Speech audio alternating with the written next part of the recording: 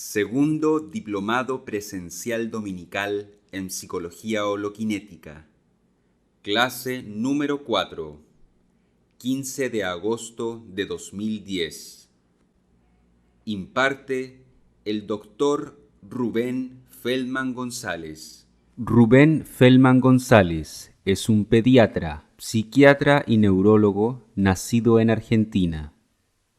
Ha dedicado más de 40 años al estudio y difusión de la percepción unitaria, que considera el hecho más importante de la vida humana, pero el menos conocido. Durante este periodo ha sostenido diálogos con investigadores de todo el mundo, entre ellos el físico David Bohm, el neurólogo Karl Pribram y el educador Jiddu Krishnamurti. Es iniciador de la psicología holoquinética y autor de una vasta obra escrita que incluye psicohistoria y exégesis cristiana. Salud, empezamos la cuarta clase, el diplomado presencial dominical, siempre recordando la división que hay entre hombre y hombre, entre ser humano y ser humano, y el hecho de que estamos aportando la solución a las divisiones humanas crecientes, que es la percepción unitaria. Bueno, hoy vamos a ver la tarea, ¿no?, que fue leer Santidad y Conciencia. Vamos a empezar con los conceptos de cosmon y uranon. En griego, cosmon significa, por supuesto, cosmos, ¿no?, el orden. Cosmos significa el orden en el cual están todas las estrellas y todo el universo, en griego, ¿no? Y hay otra palabra que es caos, que también significa universo, pero en desorden, ¿no?, en griego, ¿no? Y la palabra uranon en griego significa el reino de los cielos, ¿no? Bueno, cielo significa. Y basileio to uranon quiere decir el reino de los cielos. Ahora, cosmon está dirigido por Satanás, ¿no?, y sus ángeles, ¿no?, sus compañeros ángeles, porque él también es un ángel. Y uranon está dirigido por Dios y Jesucristo, ¿no? Entonces, es importante que sepamos de que allí nomás, que en estas dos palabras está el código del Nuevo Testamento, la clave.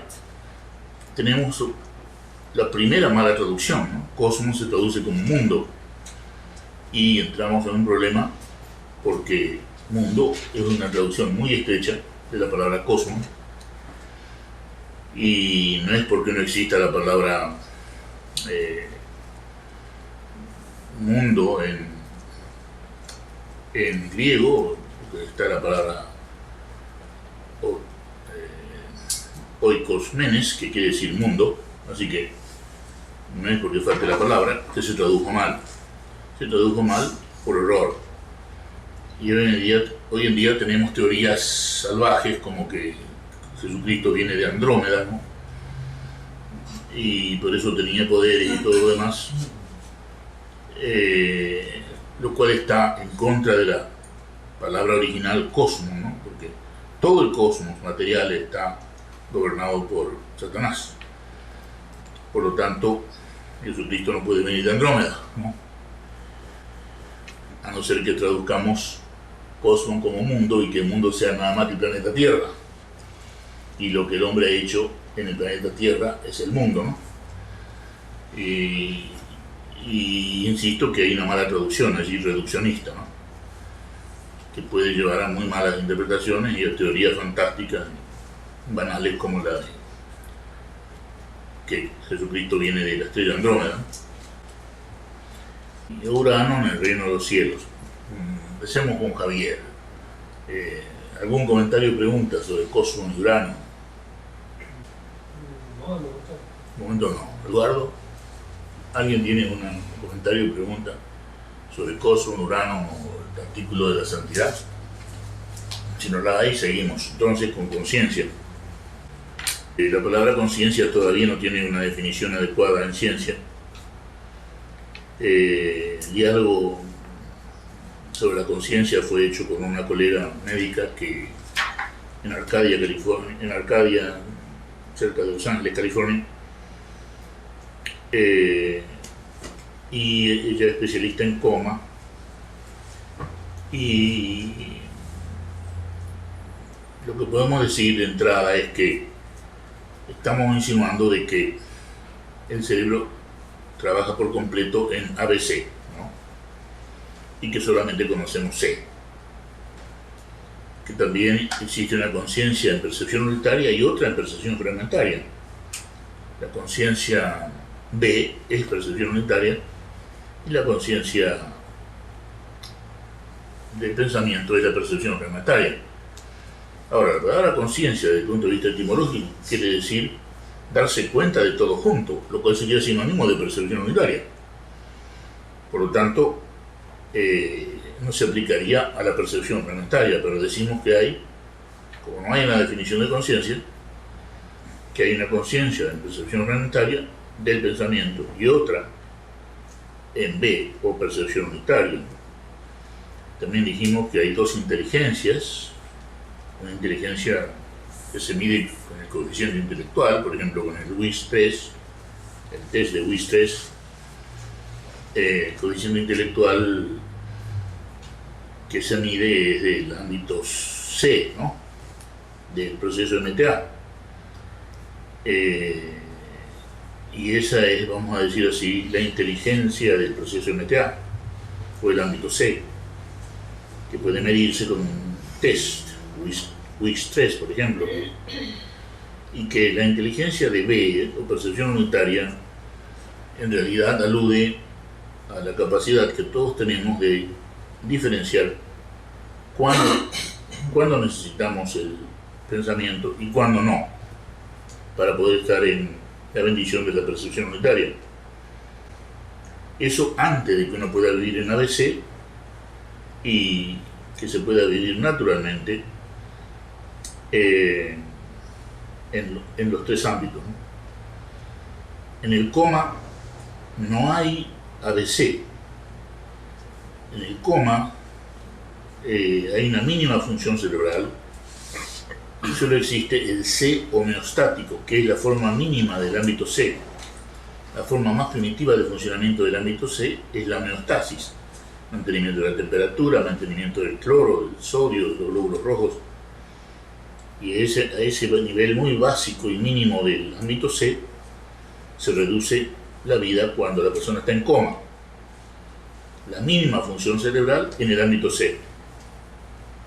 No existe ni B ni A. Tampoco existe conciencia siquiera en el ámbito C. Y hemos hablado del sueño, hemos dicho que en el sueño S4 existe la contrapartida en el sueño de la percepción unitaria en la vigilia, o sea que en la vigilia tenemos la percepción unitaria y en el sueño tenemos la percepción unitaria en lo que se llama el sueño S4. Y después está el sueño desincronizado, que es el sueño de los ensueños, que es donde ocurren los infartos y las perforaciones duodenales, etc. En ese artículo de Diálogo sobre la conciencia está implícito también que la meditación no es una buena palabra y que existen miles de técnicas de meditación. En la India existe un gurú en cada esquina, ¿no? Me tocó verlo, y cada uno de ellos con su técnica de meditación, ¿no? Y en ese artículo hay una cosa interesante que es más bien un poco menos fácil de comprender quizá, de que la mente no está solamente en el cerebro, ¿no? Y que lo que ve es todo lo que hay. Por lo tanto, la mente es lo que ve. No es Rubén con el ojo lo que ve, sino la mente es lo que ve, ¿no? Y la mente no está solamente en el cerebro. La mente es, como la materia y la energía, lo que constituye el universo. Por lo tanto, la materia, la energía y la mente son universales. Entonces, la mente no puede estar solamente en el cerebro. O sea que la mente no necesita del cerebro. Así como el sodio no necesita del cerebro, ¿no? El oxígeno no necesita del cerebro, es el cerebro que necesita el oxígeno para funcionar, es el cerebro que necesita del sodio para funcionar, y la mente funciona en el cerebro. También como funciona en todo el universo. ¿El cerebro produce sodio? No. El sodio participa en muchas transacciones químicas o reacciones químicas en el cerebro, igual que el oxígeno, igual que la glucosa. Pero el cerebro no produce ni oxígeno, ni sodio, ni glucosa. Se aprovecha de ellos para funcionar. Y lo mismo pasa con la mente, ¿no? El cerebro no produce mente, sino que la mente funciona en el cerebro. No sé si hicimos alusión en ese artículo a Romanos 13:11, donde Pablo dice que es más importante despertar que creer, ¿no? Y eso está en el Nuevo Testamento. A pesar de que el énfasis se hace en creer, en el mismo Nuevo Testamento el énfasis se hace en despertar,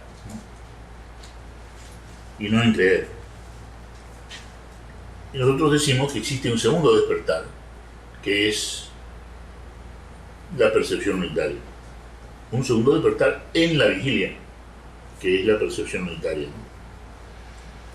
También dijimos que hay 5.000 cristianismos con C, que están muchos de ellos muy apartados del cristianismo con K original de Jesucristo, que existen por lo menos 500 budismos, que existen 32 psicologías, todo lo cual muestra la percepción fragmentaria del pensamiento, ¿no? Y el oído no ve, y el ojo no oye. Quiere decir que de esa manera podemos entender que el ámbito C no hace lo que hace el ámbito B. Así como el ojo no hace lo que hace el oído, el ámbito C no puede hacer lo que hace el ámbito B. Tienen leyes diferentes, ¿no? Ya sabemos cuáles son las leyes del ámbito C, ¿no? Ciclismo, repetición, dualidad, inconsciencia, incoherencia, etcétera. No sé si me falta alguna. Y que existe en C, que es la cuna del miedo, la rabia y la tristeza, en C existe el miedo a B, que es el miedo a lo desconocido. Por eso decimos que el peor enemigo de B es C, porque B es, a mi entender, lo que Jesucristo llamaba metanoia, que se traduce muy bien como ir más allá de todo lo conocido. Y eso puede producir temor, aunque se diga y se ha dicho durante los últimos 2500 años que no hay que temerle a esa transformación mental que nos lleva más allá de lo conocido, que es la bendición más grande. Todavía se le teme al hecho de pasar a una forma de funcionamiento cerebral y una forma de vida que es nueva, ¿no? Que es sin miedo, sin rabia, sin tristeza, ¿no? Y entonces, otra cosa que está implícita en ese artículo de la conciencia es que, digamos, que tenemos el agua, ¿no? El agua aquí es no imaginaria. En este vaso el agua es no imaginaria. Y puedo tomarla y aplacar la sed. Pero si alguien me dice agua y no hay agua, tengo que imaginar el agua. Con ese agua imaginario no puedo aplacar la sed. Entonces tenemos el agua no imaginario, que me sirve para la sed, y el agua imaginario que no me sirve para la sed. y en eso insiste mucho Krishnamurti hasta el momento final de su charla pública en Madras. Él decía, la palabra micrófono no es el micrófono, aludiendo a esto que estamos diciendo, de que hay realidades imaginarias y realidades no imaginarias. Y Dios puede ser algo imaginario, y si es algo real, y si es algo no imaginario, entonces tenemos que descubrir qué es. Pero la palabra Dios no es Dios, decía J.K., porque la palabra Dios es solamente una imagen de Dios, y en el primer mandamiento cristiano se dice que no hay que hacer imágenes delante de Dios. Y otra cosa que se conversa en ese diálogo sobre conciencia es que la conciencia sin tiempo es la conciencia de B. La conciencia de la percepción unitaria es conciencia sin tiempo. Y la conciencia no necesita del espacio. En la cabecita de una hormiga existe conciencia. Y esas hormigas, si son muchas, parece que viven en una conciencia colectiva, se puede hacer que se coman a una vaca, ¿no? En pocos minutos, menos de media hora. Es decir, en la conciencia de la hormiga, que existe en esa cabecita pequeña de la hormiga, lo cual nos muestra de que conciencia y espacio no son conceptos relacionados, y que también en el ser humano puede existir una conciencia colectiva, existe una conciencia colectiva, que J.K. le denomina torrente, y que además de la conciencia colectiva puede existir, cuando el ego baja los brazos de su defensa, digamos, puede existir la mente grupal, ¿no? Y la mente grupal no es B, es también C, pero una forma muy fina del funcionamiento del ámbito C, ¿no? La mente grupal, que es, por supuesto, imbricación de las memorias, ¿no? Juan, con sus memorias, se superpone a Pedro con sus memorias, y hay una relación en mente grupal. Eso ocurre como primera contingencia de la persona que toma en serio la percepción unitaria. Aunque esto no sea B, es una contingencia de B. Y en el ámbito B existe un gran silencio pacífico, ¿no? Esa es la característica fundamental de la percepción unitaria, un gran silencio pacífico que es lo que se percibe si uno está en la noche mirando el cielo, ¿no? El cielo nocturno no es el caos de Prigogine, ¿no? Parece que fuera más bien el cosmos, ¿no?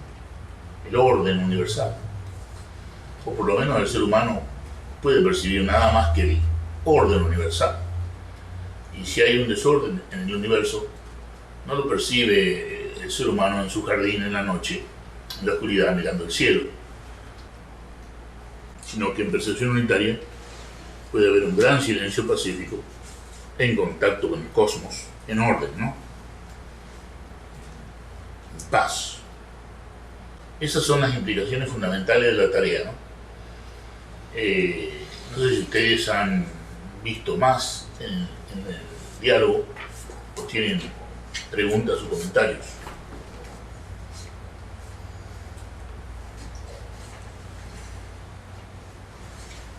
La inteligencia entendida, no la inteligencia del ámbito C. Entonces, hacer esa diferencia entre cuándo usar C y no. Bueno, en esencia, cómo opera la inteligencia, que no es la inteligencia del ámbito C, ¿no? Todo lo que podamos decir del ámbito B se resume en que no sigue las leyes del ámbito C. Pero como es un descubrimiento nuevo, es probable que el ámbito B tenga leyes que todavía no conocemos, ¿no? Hay un diálogo muy antiguo entre Stokowski, que es un músico, y un músico famoso de los años 20 y 30 del siglo pasado. Y JK tiene un diálogo con Stokowski, ¿no?, donde hablan de la inteligencia y de la inspiración y de la intuición. Pero lo que es obvio es que JK está usando un lenguaje que dejó de usar, ¿no? Y JK en ese diálogo implica, si no lo dice, lo implica, de que la inspiración de un músico es compatible con un elevado nivel de inteligencia, ¿no?, solamente. Y que en ese nivel elevado de inteligencia también existe la intuición, ¿no?, que es casi como la mente grupal, la intuición, ¿no?, cuando no es todo lo que no es, que yo describo en mi obra, ¿no?, la intuición. Es decir, esa persona me cae mal porque intuyo bla bla bla bla bla, ¿no?, y resulta que es puramente racismo, por ejemplo, o etnicismo, o Dios sabe cuántas formas de división humana. Pero la palabra intuición, inspiración, inteligencia han dado mucho que hablar. Y entonces el mismo Krishnamurti cambia su lenguaje desde 1927-28, cuando tiene esta conferencia, con este diálogo con Stokowski, hasta su conferencia final, ¿no?, en Madras, 1985.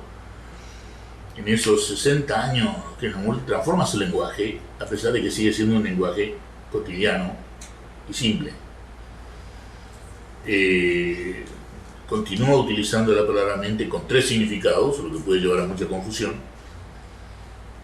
aunque generalmente cuando dice mente se está refiriendo al pensamiento. Y todo esto puede llevarnos a confusión.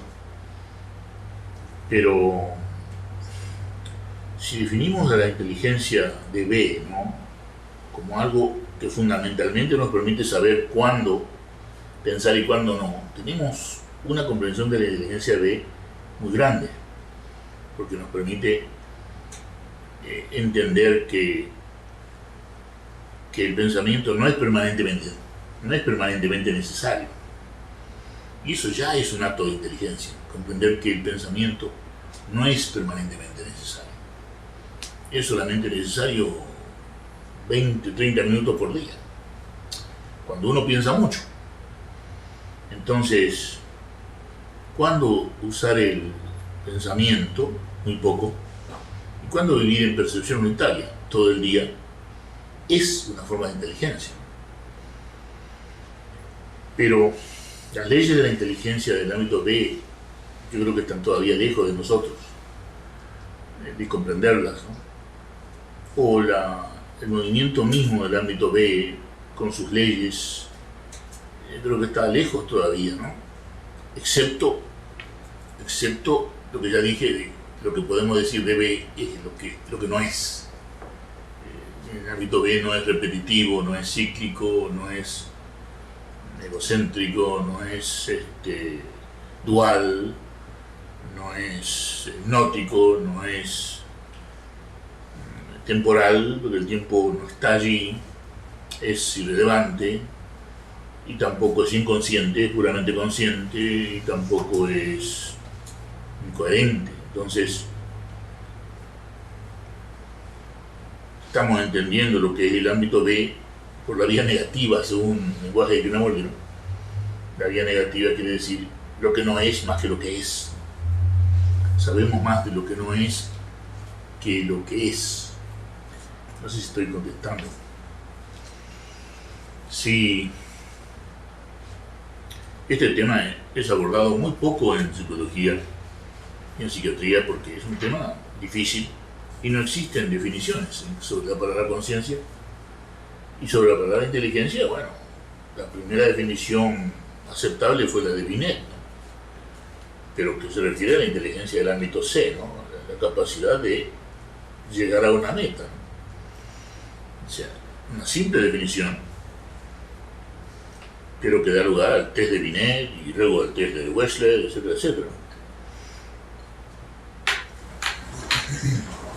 Y otra cosa que está relacionada con todo esto, creo que vale la pena recordar el movimiento de la Siquia, ¿no? Que fueron unos monjes libres, monjes independientes de papas y patriarcas que vivían libremente, pero en soledad, pero que habían hecho del reposo y el silencio una forma de vida, ¿no? Se conoce, si no me equivoco, en el diccionario como esicasmo con H, y que yo he visto mencionada como esiquia sin H y con K. El reposo y el silencio como forma de vida es una forma de conciencia. ¿Y cuál es el componente neurofisiológico de la iluminación? Tiene que haberlo. Tiene que haber en una persona iluminada o en una persona santa, no santa por un dedazo del Papa, esta persona es santo, no, sino que santo o aquella persona que se aparta del mundo para vivir una vida de completa paz en el amor, ¿no? Y entonces existe una definición de santo que acabo de dar. ¿Y cuál es el componente neurofisiológico de esa persona, ¿no? que elige vivir una vida apartada, ¿no? Creo que hay un dicho que, si no me equivoco, es español, que dice que entre santa y santo, pared de cal y canto, ¿no? O sea, se refiere a la necesidad de la separación, de la soledad entre la santificación. Y una cosa en la cual insiste mucho JK, cuando nos llama a vivir la vida verdadera, no imaginaria, es esa, ¿no? De que estamos solos, de que no dependemos de nadie para vivir esa vida, de que alguien puede enseñarnos esa vida, podemos tener diálogos sobre esa vida, pero depende completamente de nosotros individualmente, ¿no? Vivirla. Y de nosotros depende hasta qué grado vamos a continuar, ¿no? Con los círculos, ¿no? Nacionales, religiosos, organizados, y todos los círculos de condicionamiento que hacen nuestra vida. La familia como centro de aislamiento, ¿no? Esas familias donde todos los miembros se sacan una foto, ¿no? Y nosotros somos los Pérez, ¿no? Y somos diferentes a todos los demás personas del mundo, y mejores y todo lo demás. Y entonces la familia se transforma en una forma de aislamiento también, ¿no? En vez de ser la célula de la sociedad, ¿no? Una sociedad de cariño, una sociedad de paz. Y entonces, ¿cuál es el componente neurofisiológico de esa persona santa, ¿no? Que vive en la paz y en el amor, que vive más bien retirado de una vida que está basada en el provecho, en el dinero, en todo eso? No tenemos una idea de cuál es el componente neurofisiológico, pero que tenemos que tenerla, sin duda, ¿no? Y yo creo que la psicología hologenética nos da las bases para poder entender cuál es el componente neurofisiológico de la iluminación y de la santidad, que son dos cosas diferentes.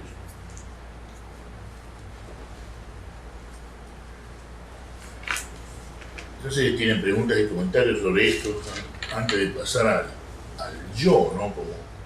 Como producto del pensamiento y como una de las superproducciones del ámbito C. Acá dicen que un participante no entendió la relación o la no relación entre espacio y conciencia. Cuando hablaste de la hormiga. Claro. Atrás. Es decir, nosotros podemos estacionar un automóvil, ¿no? Aparcar en Buenos Aires se dice estacionar. Y nosotros podemos estacionar un automóvil en, digamos, en el espacio B4, ¿no? Y el automóvil está estacionado allí, en ese espacio. Se puede aparcar el auto en B4, pero no se puede aparcar la conciencia en ningún espacio. No se puede estacionar la conciencia en ningún espacio, porque la conciencia es universal. Es como si dijéramos que podemos estacionar las estrellas en B4, ¿no? No, las estrellas no tienen un lugar de estacionamiento, pertenecen al universo, ¿no?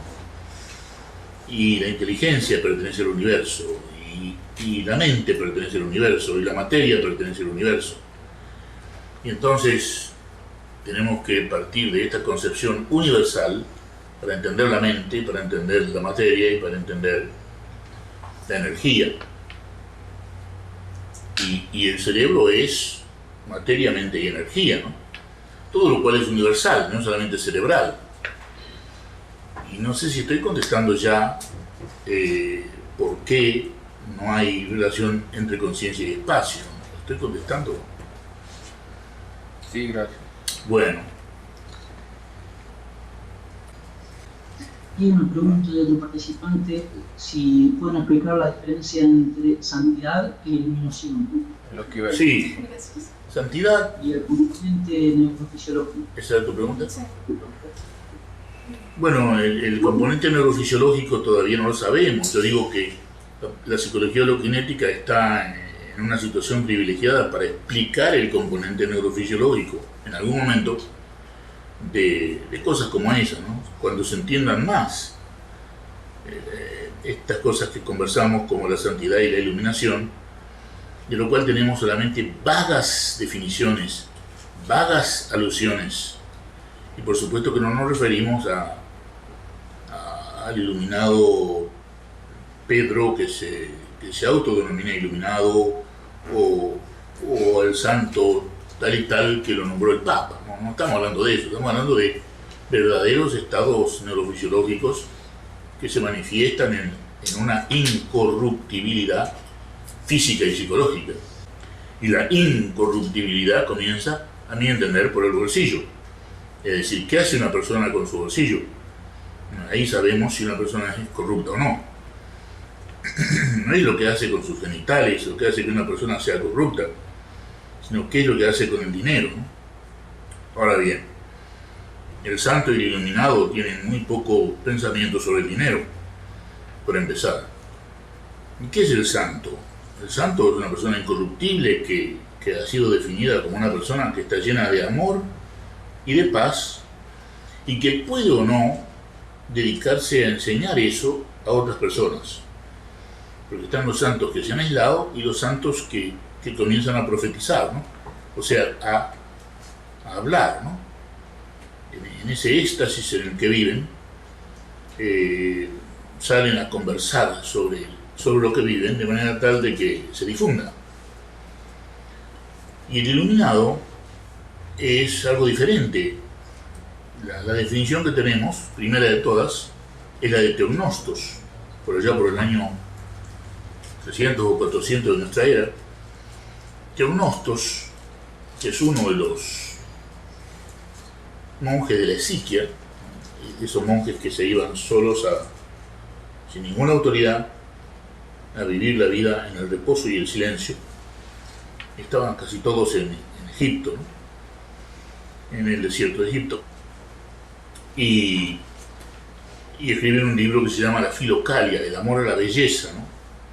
La belleza también como algo universal, no como algo particular, ¿no? Y Teognostos dice que la iluminación es algo que es un regalo de Dios, dice, y que no le da ningún mérito al iluminado, porque por ser un regalo de Dios no es algo que el iluminado se lo ganó por mérito, o por trabajo, o por esfuerzo, sino que le llegó porque tuvo una suerte enorme. Entonces le llega ¿qué? Ese regalo que es gran energía física, que es inmensa paz y que es contento por nada. contento por nada, ¿no? Inmensa paz, contento por nada y gran energía. Esa trinidad, digamos, definitoria de la iluminación, viene de Teognostos, año 400 de nuestra era. Ahora bien, tenemos un punto de partida para saber lo que es la iluminación, o por lo menos para estudiarla.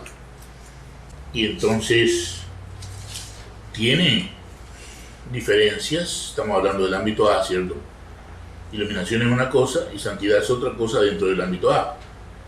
Es decir, que dentro del ámbito A existen modalidades y la santidad sería una que posiblemente tenga que ver con mérito, posiblemente tenga que ver con algún tipo de disciplina.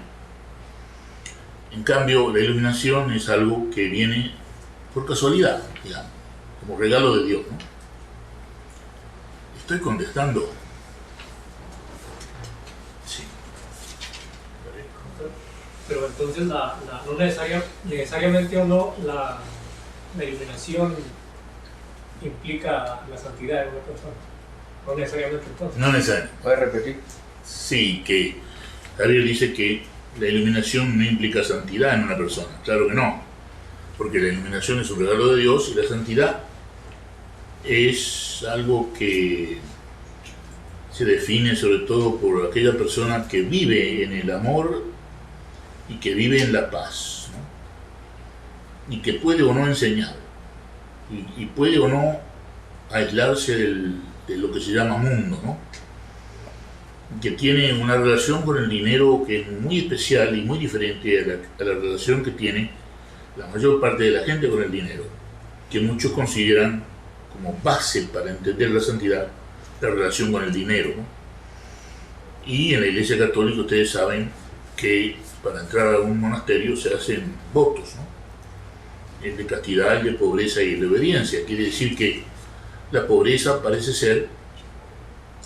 de dinero parece ser una condición sine qua non, o sea, una condición imprescindible para estar en la santidad, ¿no? Haber renunciado al provecho, ¿no? Haber renunciado al dinero, ¿no? Por lo menos al dinero excesivo, ¿no? Que va más allá de cubrir nuestras necesidades, ¿no? Estamos en diálogo, estamos contestando, ¿no? Una pregunta, entonces, ¿podríamos relacionar el ámbito mental A con iluminación? ¿Podría ser sinónimo? Sinónimo no, pero yo digo que el ámbito A, ¿Puedes repetir? lo que pregunta Karina es que si se puede igualar el ámbito A con la iluminación, ¿no? O con la santidad. En realidad lo que pasa es que el ámbito A parece ser algo muy grande y muy lejos de las palabras, pero que hay por lo menos dos cosas sobre las cuales podríamos comenzar a hablar. ¿Por qué? Porque son cosas sobre las cuales ya se ha hablado mucho y se han definido como la santidad y la iluminación, que nos podrían llevar de la mano a empezar a entender lo que es el ámbito A con palabras, a pesar de que el ámbito A es algo muy grande no en su tamaño, sino en su dimensión, ¿no? Es decir, es algo universal, algo que trasciende al ser humano, pero que está también, como la mente en el cerebro, como el oxígeno en el cerebro, ¿no? En el cerebro, que tiene un componente cerebral, ¿no? Que tenemos que estudiar. Y la psicología hologenética está en condiciones privilegiadas también para estudiar no solo la inteligencia de B, sino también el ámbito A. Y lo poco que sabemos del ámbito A es lo poco que sabemos de la santidad y lo poco que sabemos de la iluminación. Por eso que estamos hablando de esto, para ver si podemos empezar a tener una idea de lo que es el ámbito A. Por lo menos una idea. Que el ámbito A está relacionado con el amor, está relacionado con la paz. Y está relacionado con una energía y un contento por nada que son muy inusuales en la vida cotidiana. Y entonces ya tenemos por lo menos 4 cosas fundamentales para empezar a entender lo que es el ámbito A. Y bueno, el Papa Católico dice que la vida humana es para entender qué es la santidad. JK dice que es necesario descondicionarse todo aquello con lo cual fuimos condicionados desde el nacimiento, para empezar a entender aquello, dice él, ¿no?, que es el ámbito A, es decir, lo sagrado, ¿no?, que es también una forma de vida que cada cual tiene que descubrir y que no puede ser imitativa, por lo tanto no puede ser enseñada por nadie, tiene uno que descubrirla por sí mismo. Y entonces estamos en un ámbito solitario y que paradojalmente está relacionado con la comunión. ¿Cómo puede ser que en el ámbito A estemos solos, que nadie pueda enseñárnoslo y que sin embargo sea, digamos, el sitio, por hablar mal y pronto, de la comunión? Pero ¿cómo? Entonces, ¿estoy solo o estoy en comunión? Bueno, el ámbito A es comunión, pero lo que tenemos que entender es que es algo solitario en el sentido de que nadie nos puede llevar al ámbito A, excepto nosotros mismos. O sea, que estamos solos en el ámbito A y que no podemos depender de nadie porque solamente nosotros sabemos qué somos. Solamente nosotros sabemos qué relación tenemos con el dinero. Solamente nosotros. ¿Qué relación tenemos con nuestra casa? Eso lo dice JK en el Torrente, ¿no? Hay un párrafo que a mí me llegó mucho en el artículo del Torrente, donde se habla de la conciencia colectiva como impedimento para llegar a entender el ámbito A o lo sagrado. Dice JK, en el momento en que pongo mi mano sobre el picaporte o lo que sea del auto para abrir la puerta del auto, ¿soy el auto? Porque si soy el auto, entonces estoy perdido. Entonces quiere decir que estoy completamente lejos del ámbito A. Entonces, ¿qué relación tenemos con las cosas? Dice JK.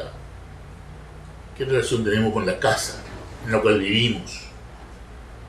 ¿Qué relación tenemos unos con otros? ¿Qué relación tenemos con las ideas? Una idea fascinante nos arrastra por completo, o la podemos ver con moderación, ¿no?, con cuidado, con sensatez. La naturaleza, ¿qué relación tenemos con la naturaleza? Y todo eso está relacionado con el ámbito A, pero no es lo único que es el ámbito A. Entonces, las dos cosas que enfatiza JK son el completo descondicionamiento de uno mismo, la libertad completa del pasado, no depender de nada de lo que nos han dicho en cuanto a lo sagrado, ¿no?, para poder descubrirlo por nosotros mismos. Y si nosotros queremos el amor del ámbito A y la paz del ámbito A, tenemos que preguntarnos si es que no estamos en paz, ¿por qué no estamos en paz? Y si no estamos en el amor, tenemos que preguntarnos por qué no estamos en el amor. Y esa es la enseñanza de JK en un dedal, ¿no?, en pocas palabras, ¿no? Pero que estamos solos. Hay que insistir en esto, de que estamos solos, que nadie puede decirnos cuál es nuestra relación con el dinero, o cuál es nuestra relación con el amor, o cuál es nuestra relación con la paz. Solamente nosotros podemos saberlo. Eso es lo que está diciendo JK. Y en cambio, muchas organizaciones, de los gurús, por ejemplo, mira, el gurú te va a dar la primera iniciación y te va a dar por $2.000, y la segunda iniciación te la va a dar por $5.000, y todo eso, por supuesto, es sumamente corrupto, porque nadie puede dar nada a nadie en el ámbito A. Insisto que cada cual sabe cuál es la relación que uno tiene con lo sagrado. Bueno, no sé si hay aquí o en Buenos Aires preguntas o comentarios sobre esto.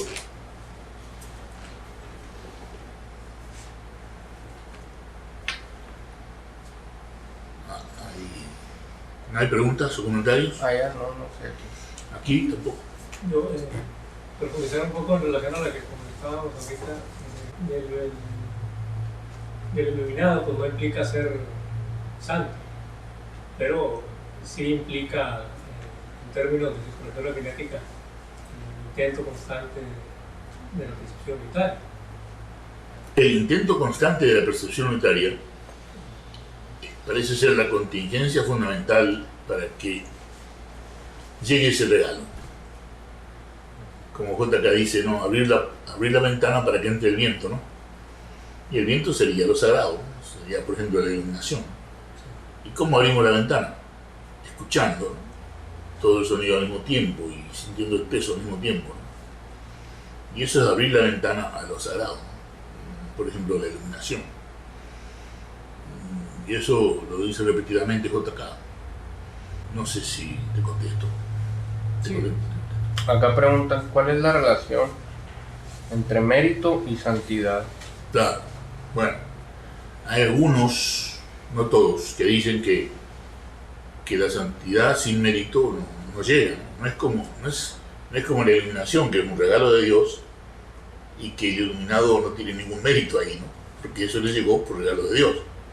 Pero en la santidad parece que sí existe un mérito, que sí existe una disciplina. Es decir, que si, digamos que si para ser santo se necesita ser delgado, yo estoy condenado. Yo estoy condenado a muerte. Sí, quiere decir que si se necesita una disciplina, ¿no? Como por ejemplo, digamos, mantenerse delgado. Una cosa menor pero importante. Mantenerse en un peso que no sea por debajo del síndrome metabólico, ¿no? Si esa es una condición, es por mérito, es porque se necesita una disciplina de alimentación, de ejercicio. Sin embargo, en muchos escritos budistas se habla de la santidad, se dice de que tal cosa no es necesaria, que no es necesaria ninguna disciplina. Krishnamurti habla de disciplina de una manera muy particular, ¿no? Al principio de su mensaje, antes del año 40, le daba la disciplina, ¿no? De, por ejemplo, de estar delgado y comer adecuadamente, etc. Una importancia inmensa. Y después del año 40, no sé si le quita importancia a todo eso, pero habla de la disciplina como algo que es la capacidad de aprender y no tanto hacer mérito para estar delgado o para ser vegetariano o lo que sea. Incluso llega a decir que no es necesario ser vegetariano para que aquello le llegue a uno, para que lo sagrado le llegue a uno. Entonces, está un poquito encontrada la cosa de la santidad con la disciplina, ¿no? Y con el mérito. Hay, digamos, una escuela o un movimiento que dice que se necesita gran disciplina para ser santo, y otros que dicen que la disciplina no es tan importante, que lo que importa es la quietud, el reposo y el amor, ¿no? El amor y la paz, de que eso es lo importante para la santidad, más que cualquier disciplina física o mental, técnicas mentales, todo eso pasan a segundo término. Tenemos que saber que hay opiniones encontradas con respecto a la santidad. ¿Qué disciplina seguía un San Francisco, por ejemplo? Aparentemente ninguna, excepto que no tocaba el dinero. Esa era su disciplina, no tocar el dinero, lo cual le trajo innumerables problemas, por supuesto. ¿Existe la necesidad de alguna disciplina para la santidad? Bueno, si la disciplina es la capacidad de aprender, parece que algo hay que aprender para la santidad. y que eso tenga que ver con el mérito de vivir una vida incorruptible, ¿no? También es importante. ¿Y qué relación tiene eso con el dinero? Discutible. Pero parece que la abundancia de dinero es incompatible con la santidad en la mayoría de las religiones y en la mayoría de los escritos sobre el tema. Y se necesita cierto grado dice Krishnamurti, de inseguridad, de estar en lo desconocido y de vivir en lo desconocido e ir de lo desconocido a lo desconocido para que lo sagrado advenga, ¿no? Porque si uno va de lo conocido a lo conocido se va a perder lo sagrado. Eso lo repite J.K. mucho. ¿Alguna pregunta o comentario? Trata de decir entonces que la disciplina, si es que hay alguna para llegar a la santidad, sería simplemente la contingencia de veo, intentar estar en peu. Claro, claro. Cuanto más, parece que lo único que es, digamos, absoluto, aunque no fue la palabra que usó Eduardo, es la percepción unitaria, ¿no? En este camino hacia la santidad o en el hecho de la santidad, ¿no? La percepción unitaria, la pregunta mía ¿es la percepción unitaria la santidad? Porque si estamos en percepción unitaria, la paz está con nosotros. Y si uno mira sin palabra, lo que me ocurre a mí cuando miro sin palabra, ya sea a mi esposa o a los perritos, cuando miro sin palabra, no sale más que amor. Cuando uno mira sin palabra, sale el amor. Entonces, ¿será que la percepción unitaria es la santidad? Esa es mi pregunta. Esa es mi pregunta.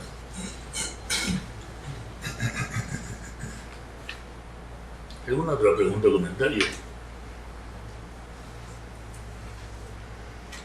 Y entonces, ¿cuál es el enemigo más grande de la santidad? Para Rubén, para Karina. Es decir, el enemigo más grande es el yo. Eso que lleva nuestro nombre. Y es un producto del pensamiento. Y el yo no es lo que piensa, sino que es un producto del pensamiento. El yo no puede hacer nada, porque un producto del pensamiento no puede hacer nada. Un unicornio no puede hacer nada, ni siquiera existe. En la definición de la mente, el yo se aplica solamente a la primera de las dos partes de la nueva definición de la mente, que es la que describe el ámbito A. La mente es, vamos a repasar la definición de mente de psicología loquinética, la mente es el resultado de la interacción entre el organismo y el ambiente desde el útero hasta la muerte. Eso es el ámbito C, que va desde la homeostasis hasta la formulación de la holoquinesis de Bohm. Va desde lo mínimo a lo máximo, como producción del pensamiento. Entonces, la mente es eso, ámbito C, pero también es el ámbito B, también es la percepción unitaria, que es el contacto consciente con la holoquinesis. Entonces, el yo pertenece a ese resultado de la interacción del organismo con el ambiente. Y hay distintos yoes, claro que sí. El yo sigue las leyes del ámbito C. Y el yo no está lejos del egocentrismo, ni está lejos de la temporalidad, ni está lejos de la hipnosis, porque es un producto de hipnosis. Entonces, aunque no pueda hacer, el yo es un producto de la hipnosis. Y entonces decimos en psicología holoquinética que existe un solo espacio. Y que si decimos que hay dos espacios, digamos México y Estados Unidos, es un producto del pensamiento. México y Estados Unidos son dos productos del pensamiento, nos guste o no. Entonces hay un solo espacio a donde están México y Estados Unidos.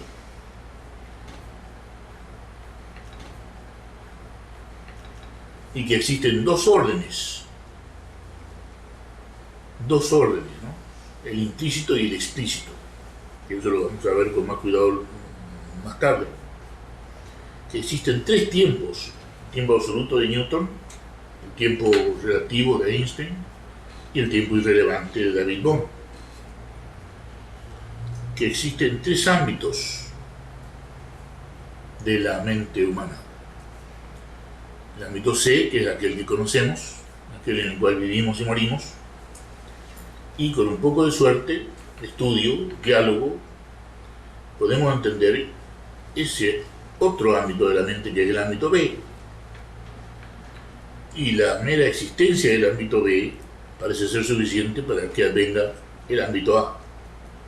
Entonces el cerebro puede comenzar a funcionar en ABC de una manera completa, que sin duda va a ser la única manera en que la humanidad va a salir de los innumerables problemas en que se ha metido, inventando problemas, inventando divisiones.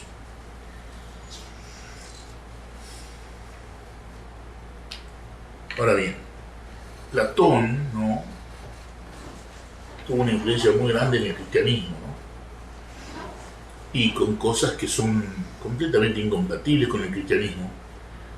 Entonces, la influencia de Platón en el cristianismo, que llegó a Europa con la invasión a España de los moros, de los árabes, que eran expertos en Platón, ¿no?, porque Platón era griego, pero los únicos que leían a Platón eran los griegos y los árabes. Entonces, los árabes llegan a Europa, por allá por el año 600 fue la invasión de los musulmanes árabes a España, y se radican allí por 800 años, creo, ¿no? Hasta 1492. Hasta 1492, que Torquemada convence a la reina Isabel para que expulse a los árabes, y de España para mantener pura la fe católica. Pero en esos 800 años hubo una gran influencia, ¿no?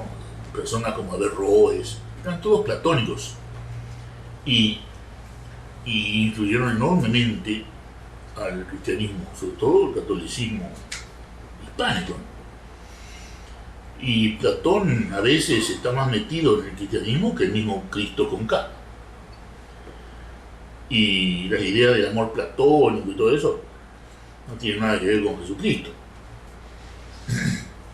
La misma idea del alma parece que no tiene mucho que ver con Jesucristo, y que viene más bien de Platón, que trajeron los árabes, ¿no? Ahora, ¿qué problema hay con Platón? Ninguno, excepto que Platón funda la academia, era un hombre de mucho dinero, funda la academia duró 900 años, así que creo que llegó hasta el año 300 antes de Cristo, hasta el año más o menos 600, 700 después de Cristo, ¿no?, la academia de Platón. O sea que duró tanto como el Imperio Romano. Una gran influencia tuvo Platón como pensador. ¿Y qué decía Platón, entre otras cosas? Y su discípulo Aristóteles, que fue uno de los maestros de Alejandro, que a su vez tiene importancia porque Alejandro invadió todo el mundo conocido, ¿no?, en aquel momento, ¿no?, Europa, y llegó hasta las puertas de China y el norte de la India, todo era de Alejandro. Y estaba muy influido Alejandro por Aristóteles, pero por suerte tuvo otro maestro, que era Aristandro, sobre el cual yo escribo, que le enseña a Alejandro algo que Platón no enseñaba, y Aristóteles tampoco, de que no hay jerarquías. Y Platón y Aristóteles estaban llenos de la idea de jerarquía. Y, por ejemplo, llevaban la jerarquía a un nivel universal, como por ejemplo, el Sol es un nivel de ser. Por lo tanto, y la Luna es menos que el Sol, ¿no? Y por eso, no fue por casualidad, que Francesco Bernardone de Assisi, ¿no? San Francisco de Asís, decía hermano Sol y hermano Luna. No lo decía por casualidad. Lo decía para romper la idea platónica de jerarquía, de que el Sol no es más que la Luna, ni la Luna es más que el Sol, ¿no? Ni que Rubén es más que Cecilia, y Cecilia no es más que Rubén. Es decir, la hermandad, ¿no? La hermandad significa que, según Krishnamurti, brother, hermano, significa de que no hay yo. Para que seamos hermanos tiene que cesar el yo, dice Kotaka. Y entonces el yo es el que inventa las jerarquías para darse importancia. Entonces, cuidado con que el Sol es un nivel de ser mayor al de la Luna. Eso es platónico, eso es aristotélico. Y tanto Alejandro quiso terminar con eso y obligaba a sus generales a casarse con las mujeres nativas, sobre todo las persas, que eran los grandes enemigos de los griegos. Y los generales de Alejandro estaban muy influidos por Aristóteles, discípulo de Platón, y por la idea de jerarquía, y que nosotros somos mucho más que estas mujeres, que nos vamos a andar casando con estas mujeres. Entonces parece que esa fue la razón por la cual los generales tomaron cuenta de Alejandro a la temprana edad de 34 años de Alejandro, porque no querían saber nada de dejar la idea de jerarquía, que es lo que quería Alejandro, ¿no? Que terminara la jerarquía y quería la unión de la humanidad en el amor. Y le da, por suerte, un pie muy grande al cristianismo para que se extienda gracias a la difusión del griego koiné que hizo Alejandro el Magno, y gracias a su idea de no jerarquía. Entonces el cristianismo se pudo, el cristianismo original, el cristianismo sin jerarquía, el cristianismo de la comunión, no el cristianismo del Papa y los cardenales, y eso es platónico. El cristianismo original se difunde por ese espacio que había tomado Alejandro gracias al griego koiné. Allí vienen las palabras cosmos, urano y todo lo que hemos visto. Entonces, ¿y hasta qué punto no hay jerarquía? Con Bohm hemos conversado mucho sobre el hecho de que el cuerpo es el Sol. El cuerpo humano es el Sol. No. O sea que no está separado del Sol, del cuerpo humano. Hasta el punto de que el rayo de sol que pega sobre la piel produce transformaciones en la piel, de la grasita de la piel, digamos, mal y pronto, ¿no? Ciertas lipoproteínas de la piel, que se transforman en algo que se llama vitamina D, simple como el agua. Y eso es gracias al sol que pega en la piel humana. Y sin la vitamina D, que anda por la sangre, no se puede absorber el fósforo y el calcio del hueso. Quiere decir que el esqueleto humano depende del sol. Quiere decir que, decía Bohm, el ser humano es el universo. Y empecemos por darnos cuenta que el ser humano es el sol, ¿no? Así que la idea de jerarquía, de que el sol es más que nosotros, es sumamente, a mi entender, ridícula. Por más que sea platónica. Y no es una idea cristiana. Jesucristo le decía a los 12 íntimos, le llamaba mis amigos. Nunca dijo mis apóstoles y nunca dijo mis subalternos, y mucho menos mis esclavos, ¿no? Como el libro del Éxodo alude a la esclavitud que había en el judaísmo y en épocas anteriores. ¿Y qué dice Jesús de eso? Dice, No habrá ni griego, ni romano, ni judío, ni esclavo, ni señor.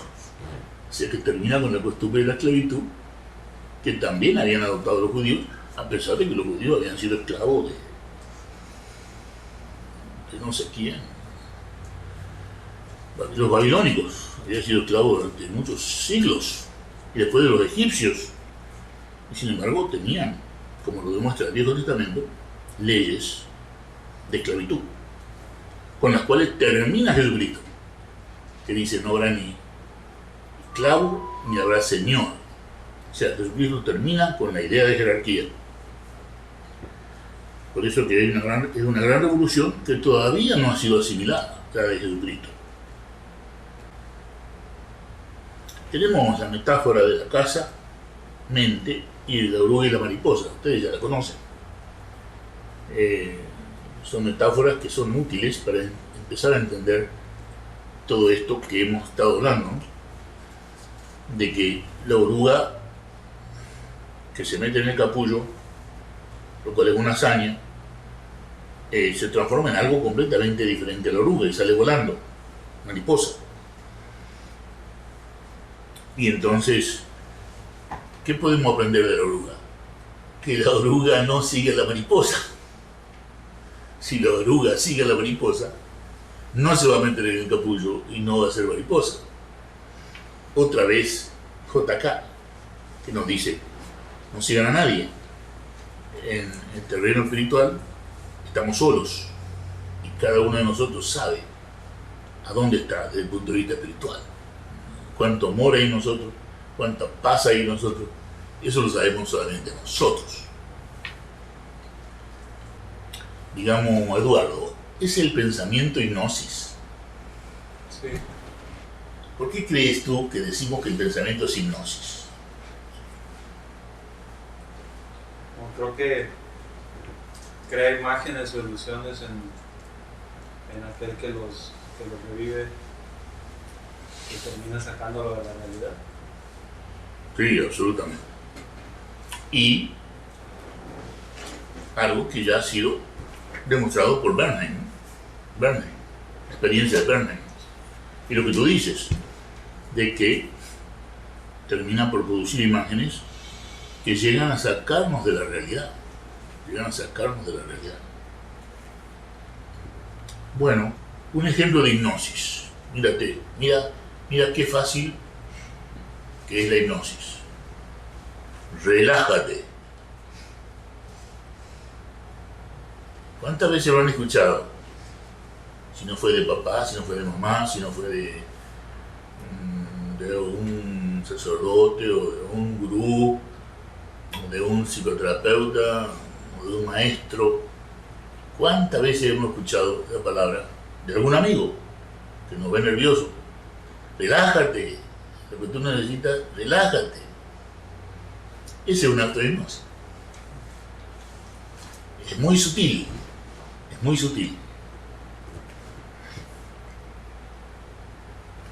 Piensa positivamente. Otro acto de hipnosis. O sea, no veas el mal. El mal no existe. Eso se llama sofisma en griego, ¿no? Sí. En filosofía se estudia el sofisma como algo que pasa como una verdad, pero se presenta de una manera elegante para que pase como una verdad, aunque no sea verdad. Y había una escuela sofista que ganaba mucho dinero para ayudar a los políticos en Grecia, y se encargaban de eso, ¿no? De hacer discursos políticos para poder engañar a la gente. En todo está bien como está. Hay otro acto de hipnosis. Use Colgate para el mal aliento. Otro acto de hipnosis. ¿Y qué están usando? El miedo. Yo tengo mal aliento. Tengo que usar Colgate, ¿no?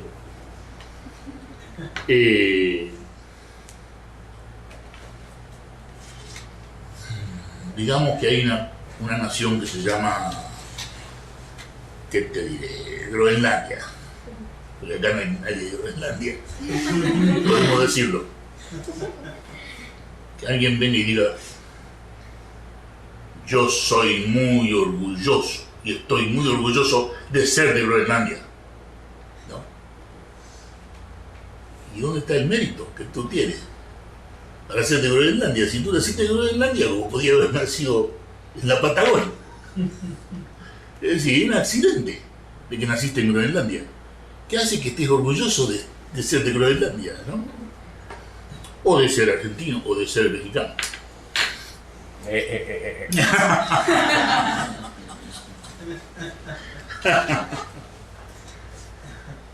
Pero bueno, entonces estamos viendo cómo funciona el ego y la actividad divisoria del ego, ¿no?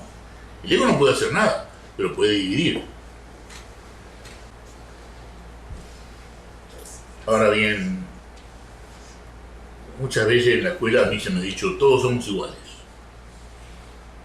Bueno, todos somos iguales, pero hay algunos que son más iguales que otros. Porque hay diferencia de clase, diferencia de raza, dicen algunos. Diferencia de justicia. Hay una justicia para el rico que es diferente a la justicia que hay para el pobre. En un divorcio la justicia es igual para el hombre y para la mujer.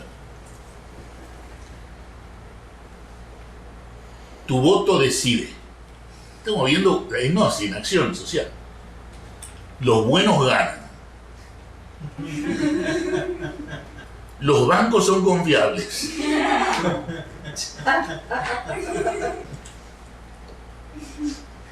El nacimiento no da privilegio. Pero son cosas que se dicen y se toman por verdad, y son hipnosis, no son verdad. La inteligencia vale más que la cuna de oro.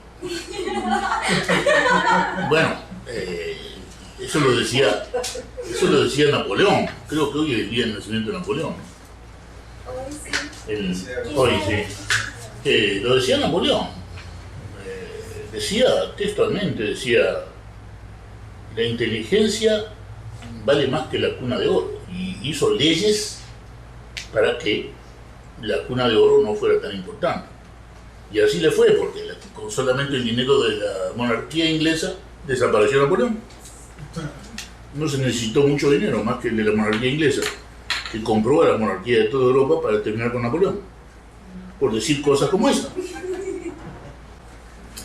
Y la metafísica, la ideología, será hipnosis.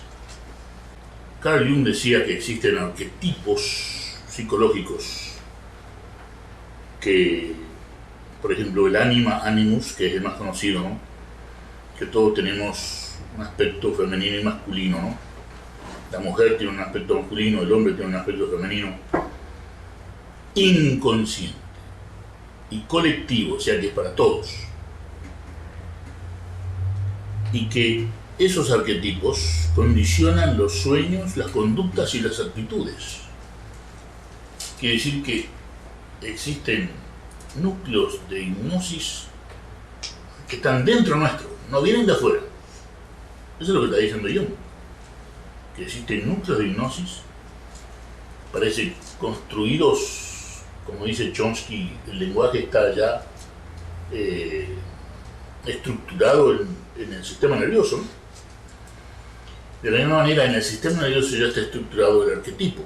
Por lo tanto, de allí vienen condicionamientos desde dentro nuestro que afectan nuestras actitudes, conductas y sueños. Incluso el análisis de los sueños basado en los arquetipos trae mucho insight a la persona, muchas convenciones sobre sí misma. Kahneman en 1979 hace un estudio y dice que la homosexualidad es genética, lo cual es un hecho. La corea de Huntington es genética, la depresión es genética, la esquizofrenia también, la diabetes, la hipertensión arterial, el asma, la hemofilia, la artritis, son todas enfermedades genéticas. Entonces podemos hablar de hipnosis genética, de algo dentro nuestro que determina problemas de nuestra conducta por la salud. Claro que sí, claro que sí. Y existe un condicionamiento químico, podríamos decir perfectamente bien, una hipnosis química. Bueno, si alguien se ha tomado 1 litro de vino alguna vez, sabe que eso es verdad, que hay un condicionamiento químico. Si alguien se toma 3 tazas de café, sabe que se va a sentir de manera diferente, más estimulado, más parlanchino, por lo tanto, hay un condicionamiento químico. Y Otto Rank habló del trauma del nacimiento. Trauma del nacimiento, o sea que en el nacimiento, el solo hecho de pasar de 37 grados a 23 sería aquí, es un trauma. Y otras cosas que hay en el nacimiento que hacen que nos condicionen toda la vida, toda la vida. Otto Rank dice que muchos miedos nuestros vienen del momento del nacimiento, por el condicionamiento del nacimiento, por ejemplo, perturbado, por 1000 razones, ¿no? Porque la cabeza no pasa por el canal, o porque hay placenta previa, o porque hay algún problema del parto. Además del trauma mismo del nacimiento normal, ¿no? Un gran cambio de temperatura, por decir una sola cosa. Comienzo de la actividad del corazón. El corazón empieza a actuar cuando nace la persona, ustedes saben. Se cierra el agujero aortal y comienza a actuar el corazón. ¿Y antes no? Y antes no. El corazón comienza a actuar en el momento del nacimiento. O sea que hay un cambio muy grande para el organismo humano y que Rank denuncia como fuente de conflicto, fuente de miedo, etc. Y después está el condicionamiento después del nacimiento, sobre todo si no hay oxígeno. Si tarda mucho el bebé en nacer, anoxia, puede tener serios problemas de atención esa persona, no genéticamente por déficit de atención, sino porque no tuvo oxígeno al nacer. Puede tener problemas muy serios de déficit de atención y hasta retardo mental, si no ha tenido oxígeno suficiente en el momento de nacer. La madre que tiene heroína, la madre que es adicta a la heroína y tiene un bebé, ese bebé nace con la abstinencia de la heroína, ¿no? Me tocó verlo en Argentina cuando yo hacía mi residencia de pediatría. Me tocó ver en el Hospital Centenario de Rosario, de la Facultad de Medicina, el niño de una mujer adicta a la heroína que nace con la abstinencia de la heroína, temblando, todo el cuerpo temblando como si fuera una convulsión, ¿no? Yo pensé que era una convulsión, ¿no? Y los maestros me dijeron que era una abstinencia de la heroína, que era un temblor generalizado, que puede parecerse una convulsión. Y hay problemas de RH, problemas de forceps en algún momento. Si hay cesárea, el parto es un parto serio, porque en la cesárea el bebé, el meconio del bebé se va al pulmón, hay que sacárselo con aspiración, etcétera, etcétera, etcétera. Meconio quiere decir las heces del bebé que están en el útero, pasan al pulmón del bebé en la cesárea. O sea que la cesárea no es una operación paradisíaca.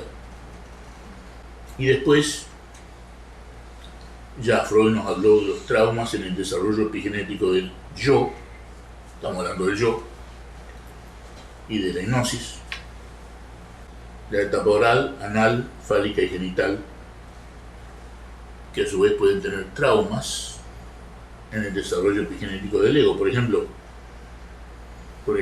un trauma oral puede dar lugar al alcoholismo, decía Freud, ¿no?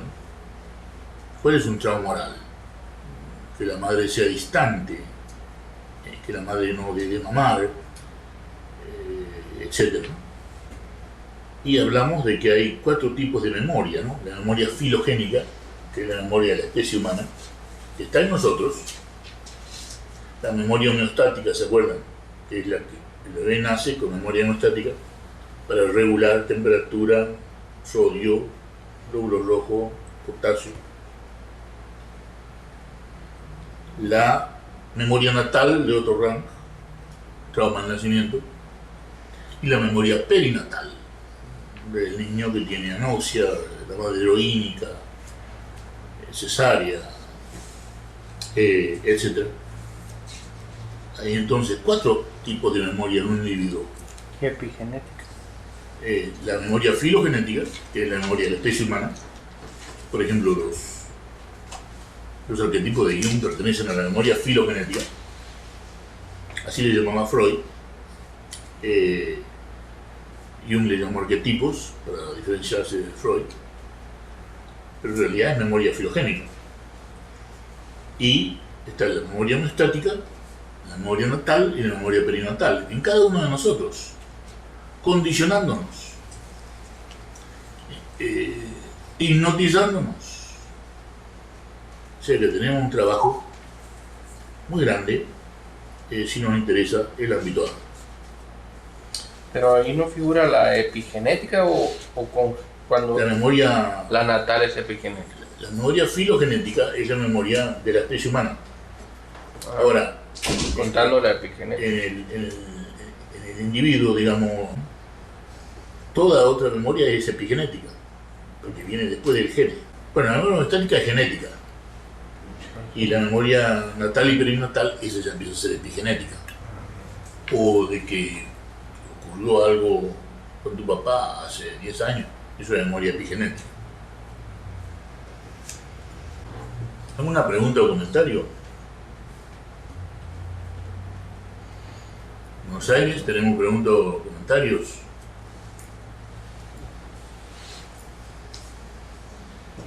¿Está claro?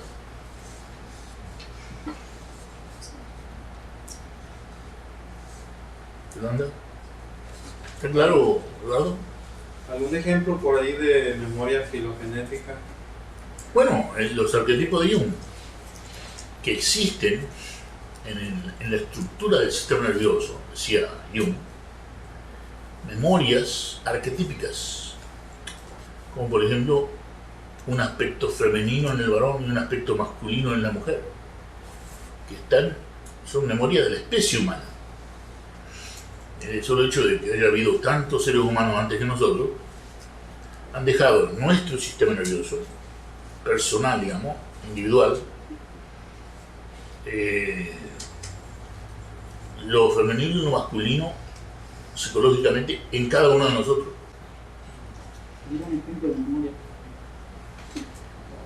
Estoy hablando de la memoria filogénica según Jung, que dice que existen estructuras psicológicas como el anima animus, ¿no? Que lo femenino y lo masculino en cada uno de nosotros psicológicamente, pero también hay otros arquetipos, ¿no?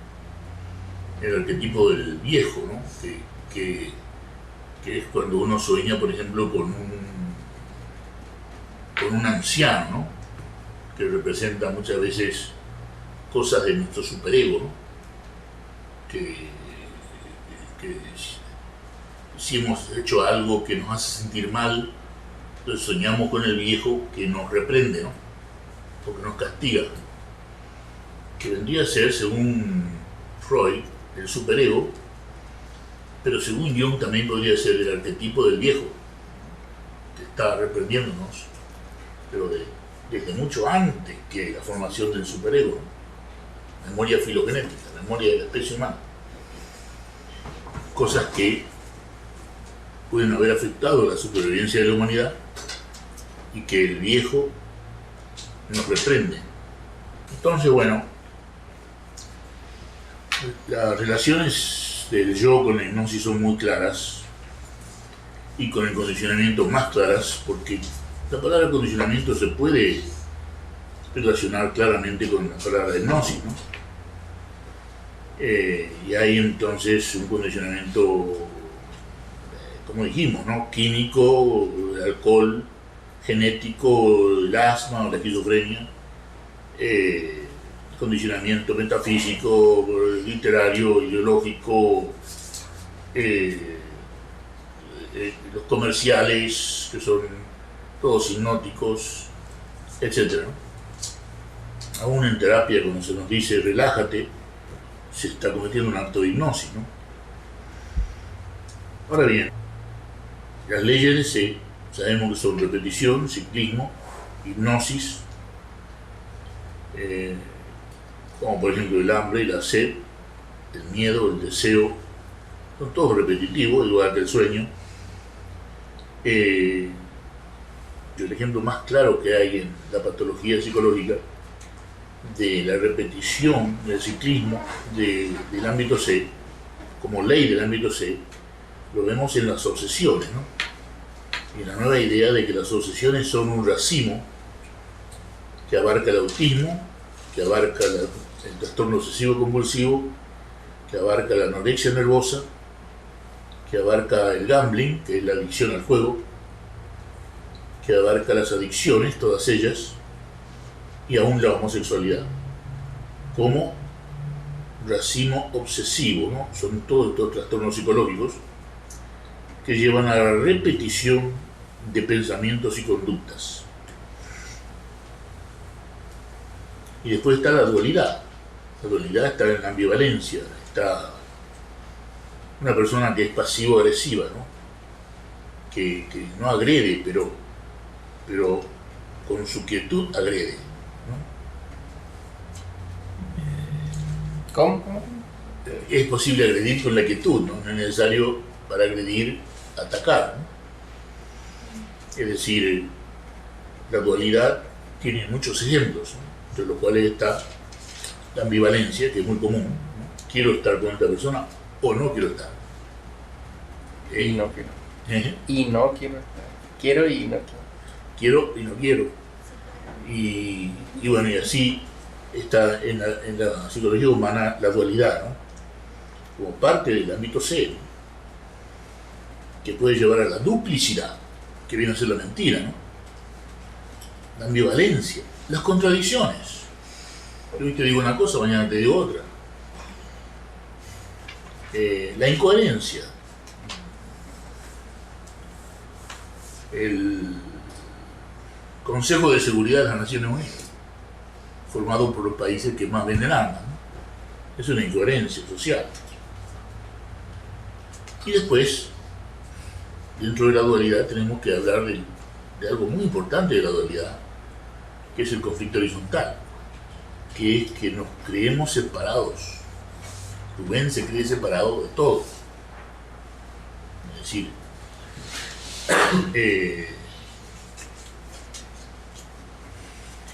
Rubén se cree separado de todo, ¿no? O sea, yo miro los lentes, ¿no? Es una separación del objeto, sujeto-objeto. Por eso tratamos de usar con cuidado las palabras sujeto y objeto, porque implican conflicto horizontal, implican que el sujeto está separado del objeto. Esto ya es epistemología de la psicología loginética, pero es un aspecto que hay que contemplar, muy importante. Dentro de la dualidad está el hecho muy importante de que tenemos un solo rostro para el llanto y para el orgasmo. Es decir, en el orgasmo el rostro es el mismo que el del llanto. Y es parte de la dualidad del pensamiento, que el máximo placer se acerca a veces al máximo dolor, por lo menos en la expresión facial. Y si lloramos, si estamos en percepción unitaria, vamos a ver que ese llanto está expresando miedo, rabia y tristeza al mismo tiempo, lo que nos indica que la palabra miedo, rabia y tristeza, las palabras miedo, rabia y tristeza, están aludiendo a un solo hecho. A un solo hecho. Entonces el llanto, en el cual se ve miedo, rabia y tristeza, si estamos en percepción unitaria, nos muestra de que no hay un solo llanto, de que en el llanto se llora por muchas cosas, en el mismo llanto se llora por muchas cosas. Pero sin embargo ese patos, que en griego quiere decir enfermedad, pero también quiere decir emoción, esa emoción del llanto dura menos si hay percepción unitaria. Si la percepción unitaria es incompatible con el conflicto, es incompatible con el miedo, la rabia y la tristeza. Y después está el problema de la causa y el efecto, que también es parte de la dualidad del ámbito C.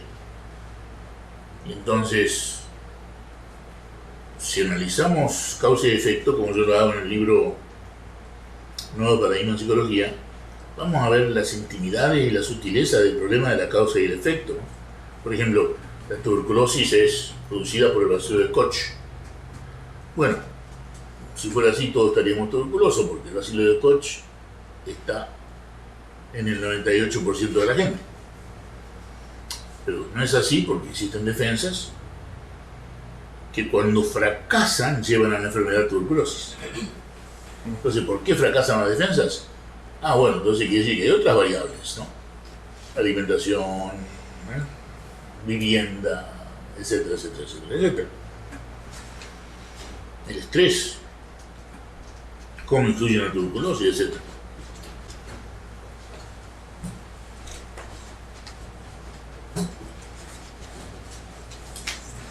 En el estudio de la causa y el efecto, muy interesante lo que pasa en astrología, ¿no? Que hay veces que parece que hubiera relación entre la posición de un planeta y un acontecimiento. La palabra síndrome no quiere decir enfermedad, pero síndrome es un conjunto de síntomas que parecen estar relacionados con una evolución, con un origen y con un tratamiento que es igual para ese síndrome, para ese conjunto de síntomas, ¿no? Por ejemplo, el estrés es un síndrome, no es una enfermedad. ¿Por qué? Porque tiene muchas causas, ¿no? Es como la esquizofrenia, ¿no? Que si bien es genética, es más bien un síndrome, porque parece que hubiera muchas variedades. Sí, es un síndrome, pero no recesivo, entonces, o sea, se puede tratar, pero no desaparece, ¿no? El estrés no, el estrés desaparece. Claro que la vida es estrés, pero si una persona que está trabajando mucho, descansa y duerme, se le pasa el estrés. Ahora, de que vuelva a las andadas porque necesita o por lo que sea, por hábito, va a volver a caer en el estrés. Pero es un síndrome. Pero es un síndrome que tiene su tratamiento, descanso y sueño de 9 horas por día. ¿Y la esquizofrenia? Y la esquizofrenia, Eso, ¿no? por más que haya varios tipos, hay un tratamiento que es para toda la vida. Sí. Bueno, el feudalismo es un sistema de vida que lleva ya más o menos 5.000 años. Y no ha podido cambiar ni siquiera con gente que se opuso al feudalismo, como por ejemplo Jesucristo, ¿no? Que decía que no hay esclavos ni señor, ¿no? Pero, y que no hay jerarquía. Pero en esos 5.000 años, ni siquiera una persona como Jesucristo pudo hacer algo para que el feudalismo desaparezca como sistema y que la humanidad entre en una relación social de amor, de fraternidad, de igualdad, sin jerarquía. Por ejemplo, existe más tuberculosis hoy que en el siglo XVIII y es peor, es más intensa y más grave. Apareció el SIDA, nuevas formas de gripe, nuevos virus. En el año 1350 mueren 25.000 personas en Europa por la peste, ¿no? Eso era un bebé de pecho comparado con el SIDA, que ya lleva casi, tengo entendido, más de 40 millones de personas fallecidas. Y otro síndrome. Y es bueno, algo al parecer producido por un virus con un origen muy oscuro. Tomemos, por ejemplo, siguiendo con la dualidad, ¿no? ¿Cómo se llama Dios, de acuerdo al Viejo Testamento? Se llama soy lo que soy. Ahora, ¿qué diferencia tiene con Rubén? ¿Qué es lo que es? ¿No? O con Yolanda. ¿Qué diferencia tiene Dios con nosotros, que somos lo que somos? De ahí viene de que estamos hechos a imagen y semejanza, ¿no? Imagen y semejanza. Otra dualidad del pensamiento, donde lo más excelso de lo sagrado se compara con el observador. Y después está la paradoja. Por ejemplo, el tiempo es irrelevante, ¿no? Porque hay movimiento de aquí hasta aquí, paradoja del movimiento, David Bohm. O el electrón es partícula y es onda, paradoja de de Broglie, 1929. Eso es una dualidad, pero es una forma de dualidad donde la inteligencia se muestra al máximo. Hablando de inteligencia otra vez, hay dualidades que muestran formas menores de inteligencia, pero la dualidad cuántica o la dualidad holokinética, paradojas cuánticas o holokinéticas, demuestran un uso muy elevado de la inteligencia. Es obvio para mí que la palabra metanoia es lo que llamamos percepción unitaria. Claro que si comparamos, estamos cayendo en una paradoja, porque comparar no es ni percepción unitaria ni metanoia. Porque la comparación requiere comparar dos conocidos. Y la percepción unitaria, que sería la metanoia, es ir más allá de lo conocido, incluyendo la comparación. En el Evangelio hay una dualidad muy grande con respecto a la palabra pobreza. Se la usa como falta de dinero y se la usa como condición humana. O sea que la pobreza puede ser la condición humana o la falta de dinero. Las dos cosas. O sea que un rico, por estar en la condición humana, también está en la pobreza. Desde el punto de vista juanino, ¿no? Desde el punto de vista evangélico juanino. Y bueno, y hay dualidades muy interesantes en el hecho de mirar televisión, ¿no? Que están en el artículo, para el que quiera leerlo, página 238 de Lo Profundo de la Mente, ¿no? Página 238 de Lo Profundo de la Mente, el artículo sobre televisión, donde van a ver otros aspectos de la dualidad del ámbito C. ¿Preguntas o comentarios? ¿Tú tienes dos? ¿Quién empieza?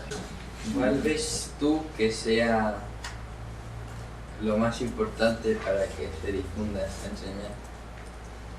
Bueno, vivirla. ¿Qué es lo más importante para que se difunda la percepción unitaria? En la humanidad, pero... Vivirla. Sí, pero me refiero que tú que has experimentado con muchas personas, ¿qué es lo que ves que... ¿Qué tipo de personas, en qué...? No sé. Es increíble, después de 32 años de estar enseñando esto, todavía sigo en el dilema de quién va a escuchar y quién no. Es decir, escucha un obrero de la construcción y no escucha un psicólogo. O escucha a un psicólogo y no escucha a un obrero de la construcción. O sea, no se puede responder. Yo no puedo responder esa pregunta, ¿no? Me la he pasado buscando el factor común, pero no lo hay. Que yo sepa, no lo hay. ¿Qué cantidad de gente comprende y vive la percepción unitaria? Muy difícil de saber. Pero yo calculo que es muy poca la gente que, después de escuchar lo que es la percepción unitaria, lo toma en serio. Yo calculo que anda por debajo del 1 por 1000. De cada 1000 que escuchan, menos de 1 por 1000 lo toman en serio. Yo creo que anda por ahí ese número. JK habla de eso y dice que los pocos van a hacer que despierten los muchos, dice J.K. 1929. Los pocos van a hacer que despierten los muchos. Y le pregunta el señor que le está haciendo la entrevista, ¿no?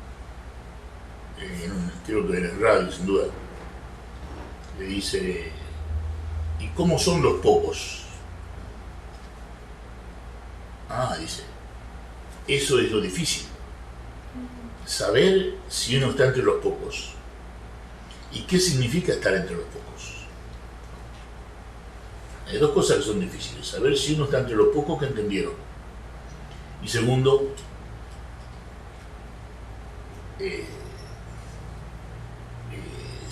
¿qué es ser uno de los pocos? ¿Qué es estar en percepción unitaria? Solamente uno mismo puede saberlo.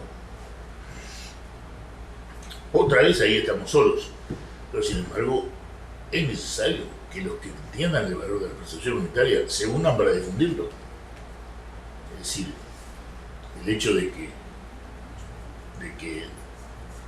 cada uno sabe si está en percepción unitaria o no, si está en lo sagrado o no, si está en el amor o no, cada uno lo sabe.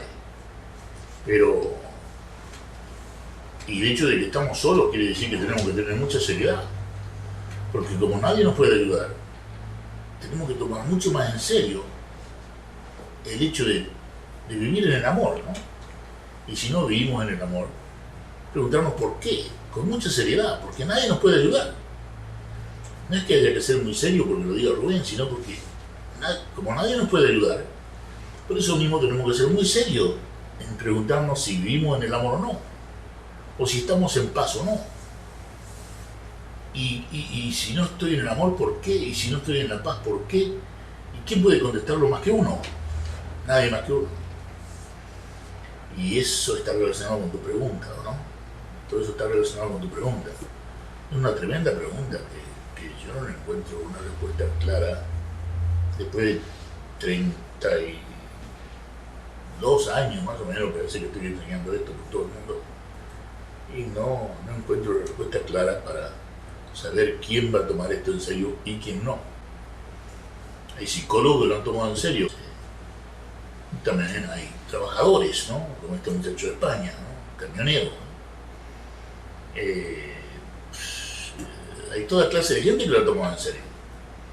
Y en todo el espectro de las actividades humanas. Quiere decir que no hay una persona en particular que lo toma en serio. Cualquiera lo puede tomar en serio, obviamente. Sí, ¿tenías otra cosa? Sí, has estado comentando cuando los recién nacidos, por ejemplo, cambian de temperatura. Es trauma de nacimiento. Trauma, pero ese trauma no es beneficio al bebé, o sea, no es como una reacción a la realidad. No, claro que sí. Por eso decimos que si el trauma de nacimiento no es algo que es nada más que un ajuste de la realidad, claro que sí. Por eso decimos que la vida es estrés, ¿no? Vivir es estrés. La realidad es que tenemos que hacer una serie de esfuerzos cotidianos solamente para vivir. En Dublín se quejaba un muchacho de que yo me paso toda la vida juntando el dinero para poder vivir, decía él, ¿no? O sea, qué paradoja que es mi vida, decía este muchacho de Irlanda, en la ciudad de Dublín, ¿no? Se puede encontrar esto en el libro La completa encarnación, que es el taller de Dublín, ¿no? Y él decía, yo me paso la vida juntando el dinero para poder vivir. ¡Qué paradoja! O sea que su vida era un estrés para poder vivir, ¿no? Y él más o menos se quejaba un poco de eso. Y esa es la vida. Ahora, esa es la realidad. Pero puede ser diferente, claro que sí. Claro que sí. Es decir, la mayor parte del estrés para ganarse la vida ha sido inventado para mantener el feudalismo esclavista, del cual no se ha salido en los últimos 5.000 años. Ni siquiera Jesucristo, cuando dice no habrá ni esclavo ni señor, termina con eso, a pesar de que hay tantos cristianos. ¿Qué dices? Lo mataron. Además de que lo mataron, Nunca lo escucharon. Parece que el feudalismo está para quedarse. Y el feudalismo es lo que crea. Feudo quiere decir guerra. El feudalismo para mantenerse necesita guerra. Y tiene que ser permanente la guerra. Además de ser un buen negocio. Y la miseria, ¿quién inventó la miseria? Es un invento. Para que pueda existir la persona que no salga de la miseria y pueda ser esclavizada por el señor feudal. Es muy claro. Podemos tener una sociedad con menos estrés. Bueno, pero no puede ser esta. Tiene que ser una sociedad diferente, ¿no? Que esté basada en el amor, que no esté basada en el provecho. Entonces, podemos tener una sociedad de amor y de paz, claro que sí. Pero, y es fácil visualizarla. David Bohm decía que se podría construir con buena voluntad en pocas semanas una sociedad de paz y de amor. O sea, una sociedad cristiana, diría alguien. En pocas semanas se podría construir una sociedad así, no se necesita mucho tiempo. Se necesita la buena voluntad y la comprensión. Pero parece que se carece de esa buena voluntad y de esa comprensión. Sí. Y la creencia de que estamos bien así y de que todo está bien así y pensemos positivamente nos lleva a una comodidad, ¿no? Y a una seguridad que no existen, que son ilusorios, pero que hacen que no prestemos atención, por ejemplo, a la percepción unitaria. Como una señora de Caracas que me dijo, yo estoy muy conforme con mi nicho, ¿no? Yo había estado hablando de los nichos de la sociedad. Dice, yo estoy muy conforme con mi nicho, no me moleste. Yo estoy bien así, no necesito ninguna percepción unitaria. Y eso es otra ilusión, creer que no se necesita la percepción unitaria para vivir la vida verdadera, no imaginaria. Porque no nos damos cuenta que estamos viviendo una vida imaginaria llena de estrés. Por eso el hecho de ser imaginaria es una vida de estrés, una vida de sufrimiento, de división, de guerra, de miseria. A mí déjenme así. La difusión de esta enseñanza no es fácil, eso no se nos escapa a nadie. Pero de que debe hacerse, debe hacerse. ¿Y quiénes la van a hacer? Esa difusión. Los que comprendan que debe hacerse la difusión de la enseñanza. Que quizá van a ser muy pocos. Acá en 1927 decía, los pocos van a despertar a los muchos. 1927. Los pocos van a despertar a los muchos. Y agregó, lo difícil es saber si uno está entre los pocos o no. ¿Qué decías, Ignacio? Pues es sobre la hipnosis del pensamiento, ¿no? Que la misma comprensión de que el pensamiento es hipnosis muestra que de alguna forma hay algo más allá de la hipnosis en la capacidad de pensar. Y la prueba está en que de la definición de la percepción unitaria una persona puede pasar a intentar. Entonces quiere decirse que la hipnosis puede tener un vislumbre de que lo es y por tanto un fin. O sea que es hipnosis, pero no es una condena absoluta. No. Sino que uno puede redimirse de esa hipnosis. Claro. De que podemos redimirnos y salir de la hipnosis que es el pensamiento. Y para lo cual se necesita un factor de mayor energía que el pensamiento, que es la percepción unitaria. Porque con el pensamiento solamente, como es hipnosis, seguimos en la hipnosis. Se necesita un factor de mayor energía, que por suerte existe, y que gracias a Gota acá lo conocemos. Él le llama lamentablemente meditación al principio, renuncia a esa palabra en 1985, en septiembre, en lo que ahora es un libro llamado Facing a World in Crisis en inglés, que quiere decir enfrentando un mundo en crisis. También está en DVD, les recomiendo vean el DVD número 4 de Enfrentando un mundo en crisis, donde JK habla de la meditación como una palabra idiota. Se da cuenta de que no puede ser por la meditación, mejor dicho, usando la palabra meditación, que trae tanta confusión, porque no es la técnica lo que le está diciendo, él está hablando de una función cerebral, y nosotros le damos el nombre adecuado, percepción unitaria.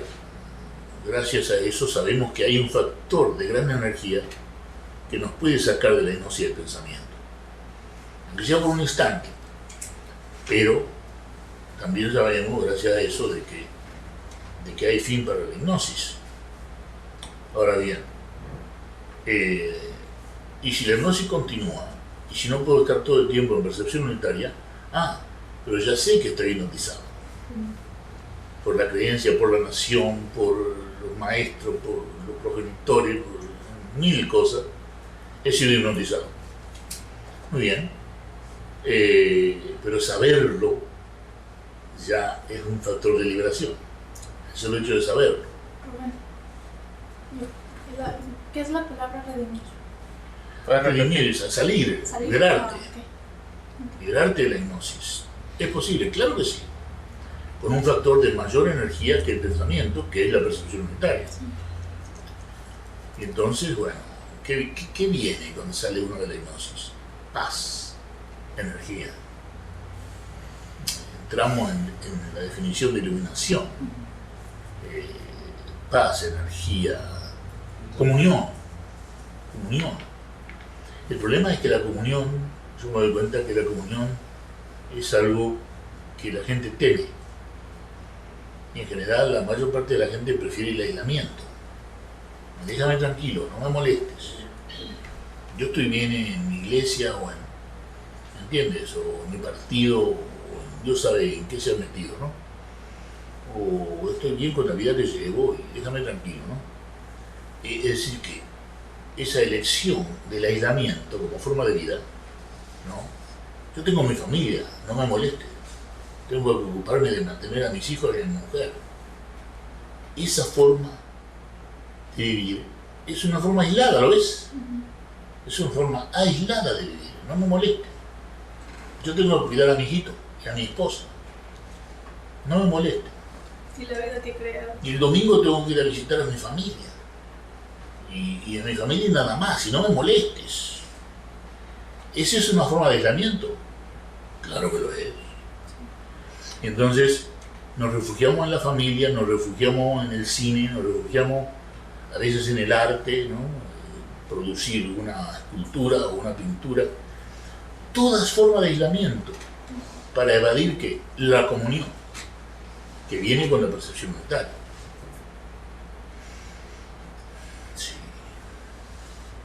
Entonces, la energía sería una característica fundamental de la inteligencia, porque para que la inteligencia vea la hipnosis y no la obedezca, que es en realidad lo que sucede, claro, de la inteligencia que estamos hablando, claro, lo que se necesita es que, estaría bien dicho, que en el cuerpo haya energía. Claro. Bueno, se necesita energía para la inteligencia, ¿no? Y se necesita que en el cuerpo haya energía, claro, para la inteligencia, ¿no? Esa energía te la da la percepción unitaria. Y JK decía, para vivir con inteligencia es necesario que usted esté en revuelta. Fíjate la palabra que usa. Revolt en inglés, ¿no? Revolt. Que usted esté revuelto. Pero entonces le dice el interlocutor, ¿no? Que era un señor de la radio, le dice, pero entonces usted está hablando de que tenemos que perturbarnos para estar en la inteligencia. Y dice, yes sir, sí señor. Claro, perturbarnos porque tiene que haber una revuelta para redimirnos, como dice Ignacio, de la hipnosis.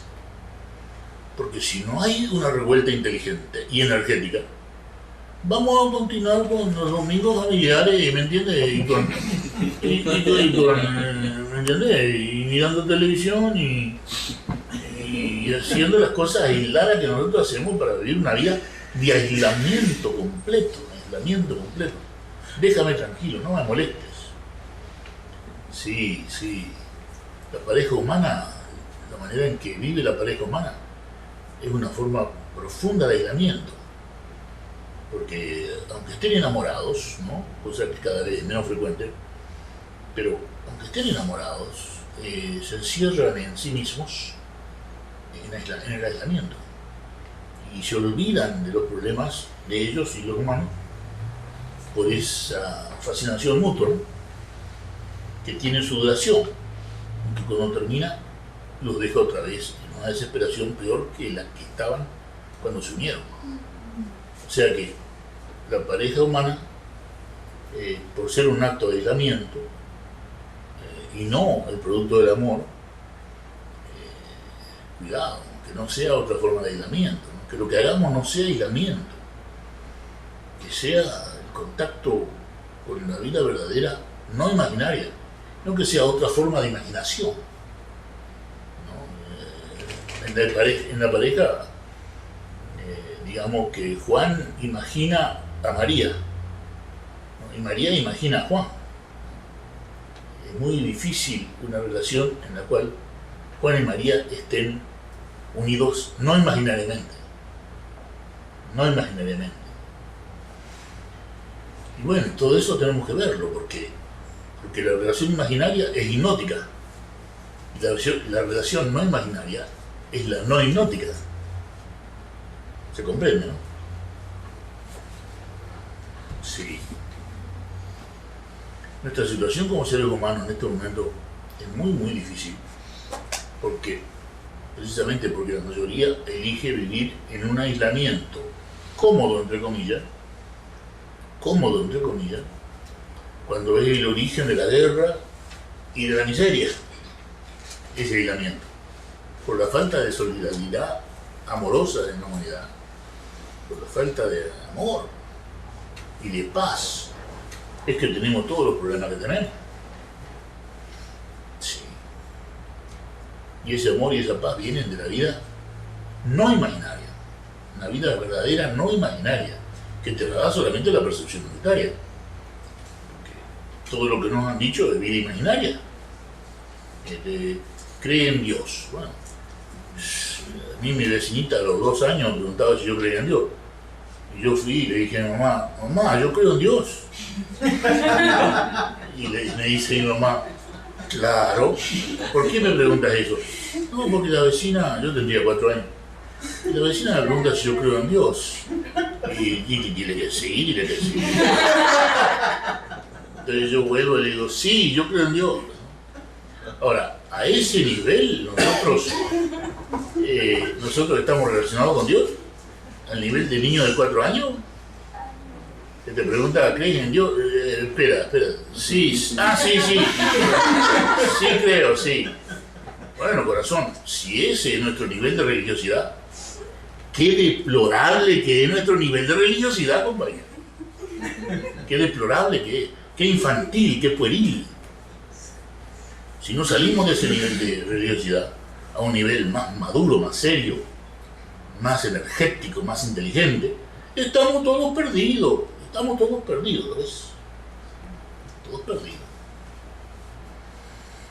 Sí, lo dejaríamos aquí para hacer un break de unos 15 minutos. ¿Les parece bien en Buenos Aires? Sí. Bueno, entonces en 15 minutos. Hasta luego. Hasta luego.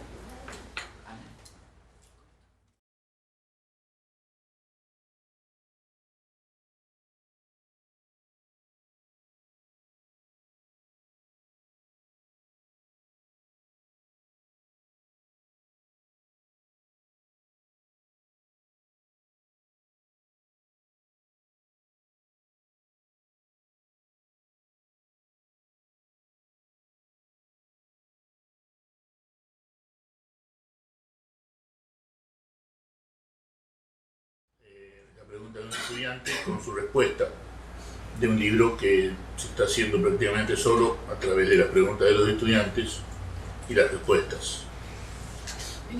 Interlocutor. Espero me aclare más de lo que es la mente en la psicología holoquinética. No puedo negar que estoy confundido. Rubén.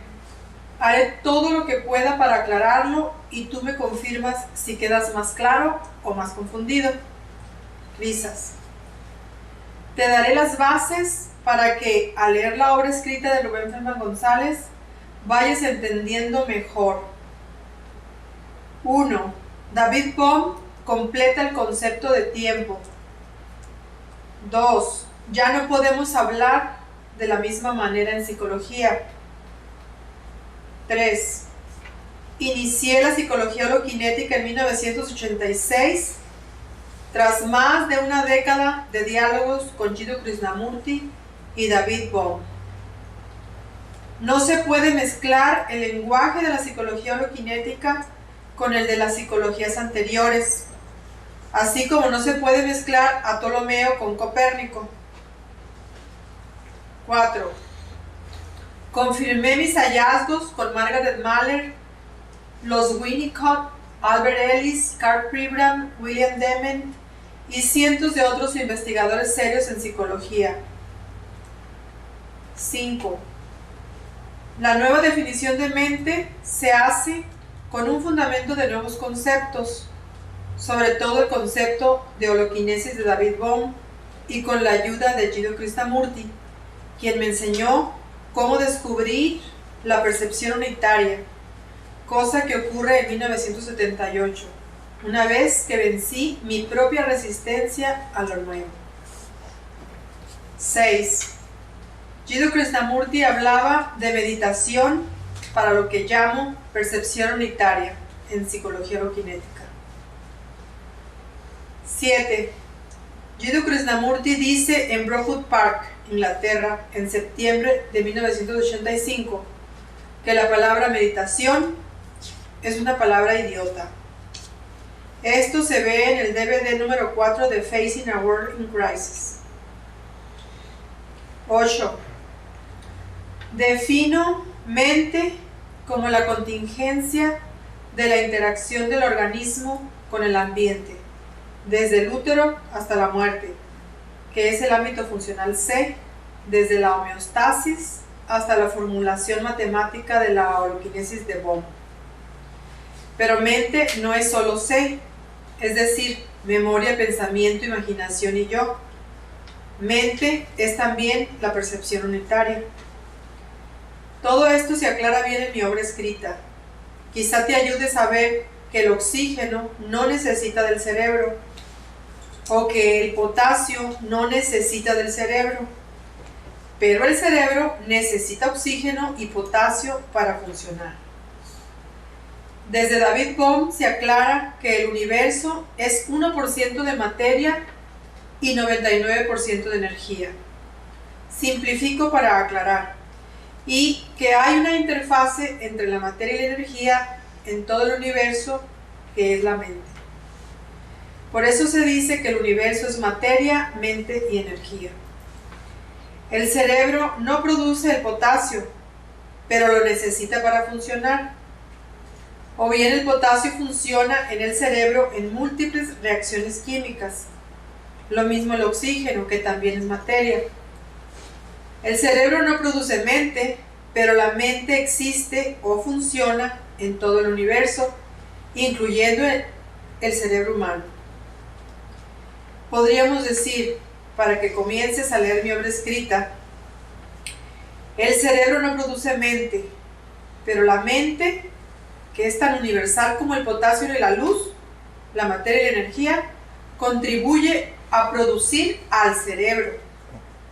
Mente, materia y energía son tres formas de una sola cosa, que es el universo, así como el agua puede ser vapor, líquido o hielo. ¿Se escuchó bien? ¿Buenos Aires? Sí. Qué bueno. ¿Está claro, no es cierto? ¿Alguna pregunta sobre esa respuesta? Yolanda. ¿Cómo es que la mente puede producir el cerebro? Claro, es decir, que si hablamos de la creación, ¿no? Si dejamos por un momento la palabra creador y usamos la palabra creación, existe creación, ¿no? En el universo, ¿no? Se está creando toda clase de cosas en el universo en este preciso instante, ¿no? Bohm decía que nos estamos creando nosotros a cada instante, que todo se está creando a cada instante, ¿no? Como lo demuestra algunas cosas que él dice sobre el átomo, ¿no? Sobre el electrón, su obra, ¿no? Y entonces la creación es algo no que ocurrió hace millones de años y que el Big Bang y todo eso solamente, sino que también es algo que está ocurriendo ahora. Y esa creación está ocurriendo con lo que el universo es, que es materia, mente y energía, ¿no? Por eso que en el momento en que se produce la concepción, ¿no? Y comienza el desarrollo del feto, se está creando todo eso a partir de los elementos del universo, que son materia, mente y energía, ¿no? Quiere decir que la mente, si decimos que la mente es una de las tres formas que toma la materia y la energía, ¿no? Y que la materia es una de las tres formas que toma la mente y la energía, entonces la mente ha producido el cerebro, ¿no? No es al revés, no es que el cerebro produzca la mente, no sé si soy claro. Sí. De que la mente, si el universo es materia, mente y energía, entonces, y así como el agua es vapor y líquido y hielo, quiere decir que materia, mente y energía son tres formas de una misma cosa llamada universo, y que la materia se transforma en energía y la energía en materia. Eso es algo sabido ya en física. Y si la mente, como lo es, ¿no? Parte del universo, como la materia y la energía también es universo, podemos decir que la mente puede ser materia o puede ser energía, y que la energía puede ser mente y materia, etc., ¿no? Son tres, digamos, estados o aspectos de la misma cosa, como el agua puede presentarse como hielo, vapor o líquido. La mente puede presentarse como materia y como energía, y la energía puede hacerse materia, como lo hace, y la materia se transforma en energía, como lo vemos en los elementos radioactivos, ¿no? Desde el uranio para en adelante, los transuránicos, ¿no? En la tabla de Mendeleev. Los elementos se transforman en energía a través de las radiaciones que emiten, ¿no? Y el Sol mismo, en este momento hay una tormenta de plasma, ustedes saben. En este momento el Sol está enviando una tormenta de plasma a la Tierra, que según dicen podría afectar las comunicaciones, ¿no? Pero por suerte no afecta la comunicación como sabes ahora. Pero se hablaba mucho de que iba a producir problemas de comunicación. Parece que no tantos como los que se predijeron. O sea que hay una constante, desde el mismo Sol, hay una constante emisión de energía. O sea que el Sol se está transformando, con toda la materia que es el Sol, metales fundidos que es, ¿no? En estado de ebullición, que es materia en estado de ebullición, hay energía saliendo del Sol, ¿no? O sea que el Sol es materia y energía, y por definición también es mente, ¿no? Pero no un estado de ser superior a la Luna, como decían los platonianos y los aristotélicos. La mente está desde antes que el cerebro exista, y si el cerebro deja de existir, la mente sigue existiendo. Claro. Es decir, la creación continúa aunque muera Rubén, ¿entiendes? Es decir, la creación continúa. O incluso todos los cerebros, ¿no? Claro. La mente sigue. No, la mente no necesita del cerebro. El cerebro no produce mente, sino que la mente funciona en el cerebro como el potasio y como el oxígeno, como la materia y la energía, ¿no? Por ejemplo, sabemos que el cerebro produce electricidad. ¿Cómo lo saben? Por el electroencefalograma, que nos da una información epifenoménica relativamente importante en la epilepsia una gran información sobre lo que es el cerebro, sobre la manera que está funcionando el cerebro, mejor dicho, no sobre lo que es el cerebro. Y entonces, si el cerebro produce electricidad, lo hace gracias a que está funcionando oxígeno glucosamente en el cerebro. Entonces, en ese gran movimiento que es energía, materia y mente, el cerebro produce electricidad que se registra como electroencefalograma. ¿Se entiende, no?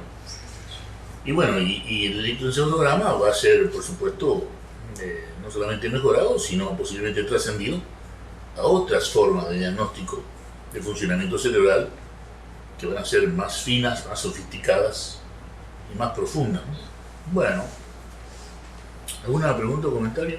Entonces, ahorita lo que mencionaba con la electricidad en el cerebro, al cambiar de ámbito C a B, debe de haber una transformación ahí en esa electricidad en el cerebro.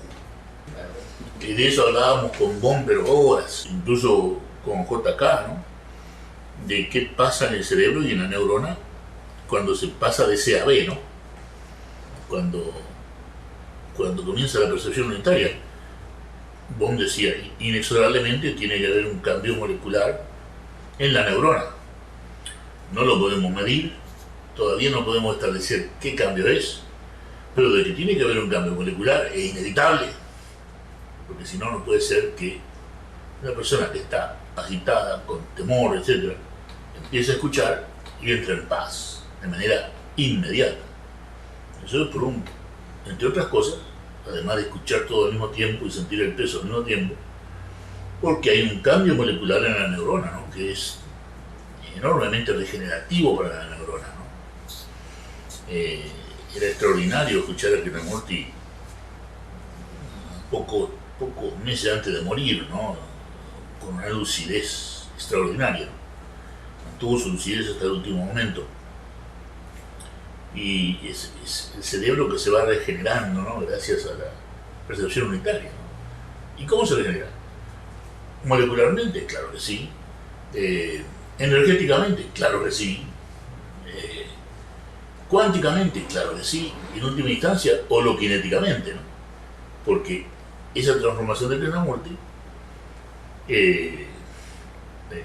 ha ayudado que otros individuos se lo tomen en serio y estén en cierto proceso de transformación, digamos, también, ¿no? Es decir, que la sola existencia de Krishnamurti ha hecho que mucha gente se tome en serio un cambio profundo de sí mismo. Y bueno, no sé si te contesté. Bueno, y entonces Bohm otra vez, ¿no? Decía Bohm, ¿vemos lo presente o lo representamos? ¿Te das cuenta la pregunta? ¿Se acuerdan del colega que choca con el camión de Coca-Cola? Sí. Vi la ruta vacía, como siempre la vi, y estaba el camión. Y Bohm dice, Bohm ya me había dicho esto mucho antes que pasara lo del camión. ¿Vemos lo presente o lo representamos, ¿no? En la memoria, o sea, ¿vemos con la memoria o vemos con la luz? 80% vemos con la memoria y 20% vemos con la luz. Entonces, todo esto tiene relación con el estrés, ¿no? Si vemos con la memoria, está involucrado el conflicto, miedo, rabia, tristeza, en el acto de ver, nada más que en el acto de ver. Ahora bien, el estrés, ya saben ustedes, ¿no? Que es algo que ocurre, liberación de cortisona, de adrenalina, etc., por acción de la hipófisis, por muchas causas, ¿no? Muchas causas: frío, fatiga, radiaciones, infecciones, intoxicaciones, traumas, exceso de trabajo, falta de sueño. Todo eso da estrés. ¿Y cuáles son las complicaciones del estrés? ¿Te acuerdas, Eduardo? En orden. Primero la gastritis. No lo recuerdo. ¿Te acuerdas, Javier? Las complicaciones del estrés es muy importante porque todas las enfermedades mentales traen estrés. Entonces hay que saber cuáles son las complicaciones del estrés. ¿Por qué? Porque si tú le preguntas a un enfermo ¿tiene usted agruras? Y te dice, sí. Tú ya sabes que tiene una complicación del estrés, aunque sea deprimido. Tú ya sabes que tiene estrés también, que todo deprimido tiene 10 veces más estrés que cualquier persona. Entonces, te preguntas, ¿tiene agruras? Te dice, sí. Este hombre ya tiene por lo menos 3 años de depresión sin tratamiento. Entre los 2 y los 3 años le aparece la gastritis, primera complicación. ¿Tiene usted alta presión? Sí, 5 años sin tratamiento. De acuerdo a la complicación, ¿sabes cuánto tiempo ha estado el paciente sin tratamiento? ¿Cuánto tiempo ha estado el paciente con estrés? Es muy importante saber las complicaciones del estrés. Primera de todas, la gastritis. Luego, la alta presión arterial. La caída de la inmunidad. ¿Qué se pregunta? ¿Usted sufre de muchos resfríos o de muchas gripas? Te va a decir, si te dice que sí, bueno, este hombre tiene mucho estrés. Ya tiene la complicación eso también. O los fuegos también, ¿no? Calenturas por algún cansancio. No, claro, cualquier cosa que sea infecciosa demuestra caída de la inmunidad, ¿no? Y tú estás hablando del herpes, ¿no? Sí, el herpes, el fuego le dice sí. Pero esa es una infección viral, como hay tantas infecciones, que lo más común es la sinusitis, los resfríos, la gripe, ¿no? Y neumonía, etc., ¿no? Y, bueno, entonces tú sabes, de acuerdo a la complicación, sabes cuánto tiempo ha estado este hombre sin tratamiento. Gastritis, 2 o 3 años sin tratamiento. 1 año sin tratamiento. Después viene la alta presión arterial, 5 años sin tratamiento. La caída de la inmunidad en cualquier momento. La artritis, 10 años sin tratamiento. Si la persona deprimida tiene artritis, es porque ha estado con estrés complicado por lo menos 10 años. Y si tiene idea de suicidio homicida, en general es una depresión muy vieja que nunca se ha tratado. Porque la depresión rara vez trae ideas suicidas homicidas. Bueno, a no ser que haya estrés y complicaciones del estrés. Lo que quiero decir es que no se hace diagnóstico de depresión preguntando si usted tiene ideas suicidas homicidas. Al preguntar, ¿tiene usted ideas suicidas homicidas? Lo que estamos viendo es qué cantidad de estrés tiene la persona. Se comprende la diferencia, ¿no? Así que la depresión no es... ¿tiene usted ideas suicidas homicidas? Sí. Está deprimido. No, está estresado. Está estresado y desde hace mucho tiempo está estresado. El deprimido, el síntoma de la depresión no es idea suicida homicida. Los síntomas son... ¿Te acuerdas, Eduardo, los síntomas de la depresión? No se las iba a preguntar. Bueno. Falta de energía. ¿Falta de energía? Falta de energía porque no concilia el sueño bien, no descansa. Y problema de sueño. Son los 2 síntomas que hay que preguntar para saber si hay depresión. No si está suicida, cómo está su sueño y cómo está su energía. Así se pregunta el diagnóstico de depresión. Si esa persona tiene depresión, si se le maximiza el estrés, ¿no? O sea, pero entonces... No quiere ir al cine, ¿por qué? Porque ir al cine me produce estrés. Disculpa. Pero ¿Cuál fue tu pregunta? Si eso lo maximiza, entonces... La depresión maximiza el estrés, lo exacerba. Entonces, si tuviese, por ejemplo, gastritis, no sería 1 o 2 años, serían 3 meses. Sí, puede ser en los primeros, quise decir, en los primeros 3 años, ¿no? Sí. A veces en el primer año ya aparece la gastritis. ¿Qué meses? Sí. Entonces, tenemos que saber cuáles son las complicaciones del estrés y en qué momento aparece. La gastritis primera de todas. Y que puede ser una caída de la inmunidad, porque la gastritis está asociada con el Helicobacter, que es una bacteria, ¿no? Una bacteria. El Helicobacter pylori es una bacteria. Bien podría ser que por caída de la inmunidad, gastritis, ¿no? Se comprende por qué yo digo no mezclar las 32 psicoterapias anteriores con la psicología hologenética. ¿Se comprende, Eduardo?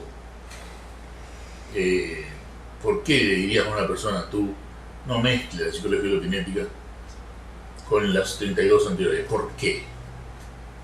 porque cualquier otra psicología se basa específicamente en el ámbito C, no sale tampoco de él. Claro. Pero hay una razón que es contundente y muy científica, ¿te acuerdas de ella? Está bien lo que has dicho. ¿Te acuerdas, Javier? Bueno, ¿Por qué no mezclar la psicología oroquinética con las 32 anteriores? porque las 32 anteriores se basan en el tiempo absoluto y relativo y no en el tiempo irrelevante.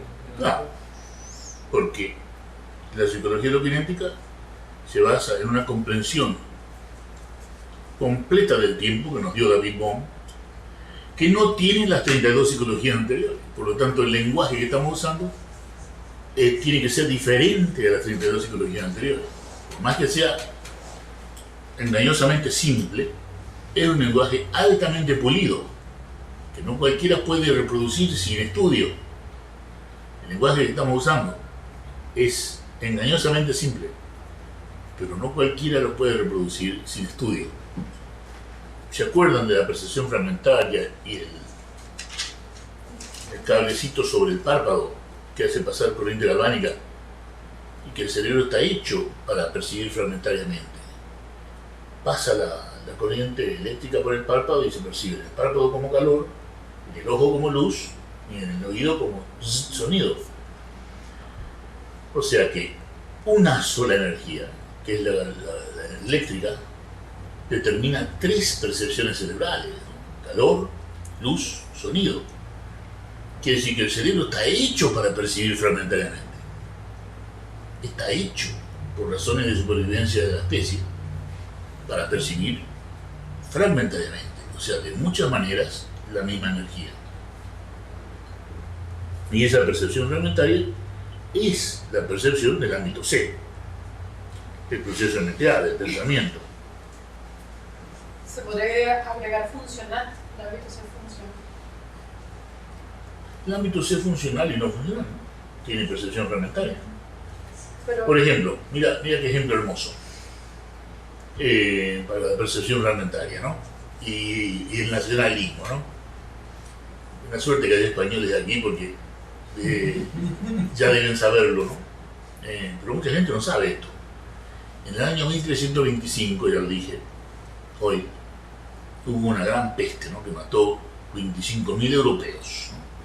Fue la primera gran catástrofe epidémica de Europa, con 25.000 muertos, que en aquel entonces era tremendo porque había nada más que 100.000 europeos.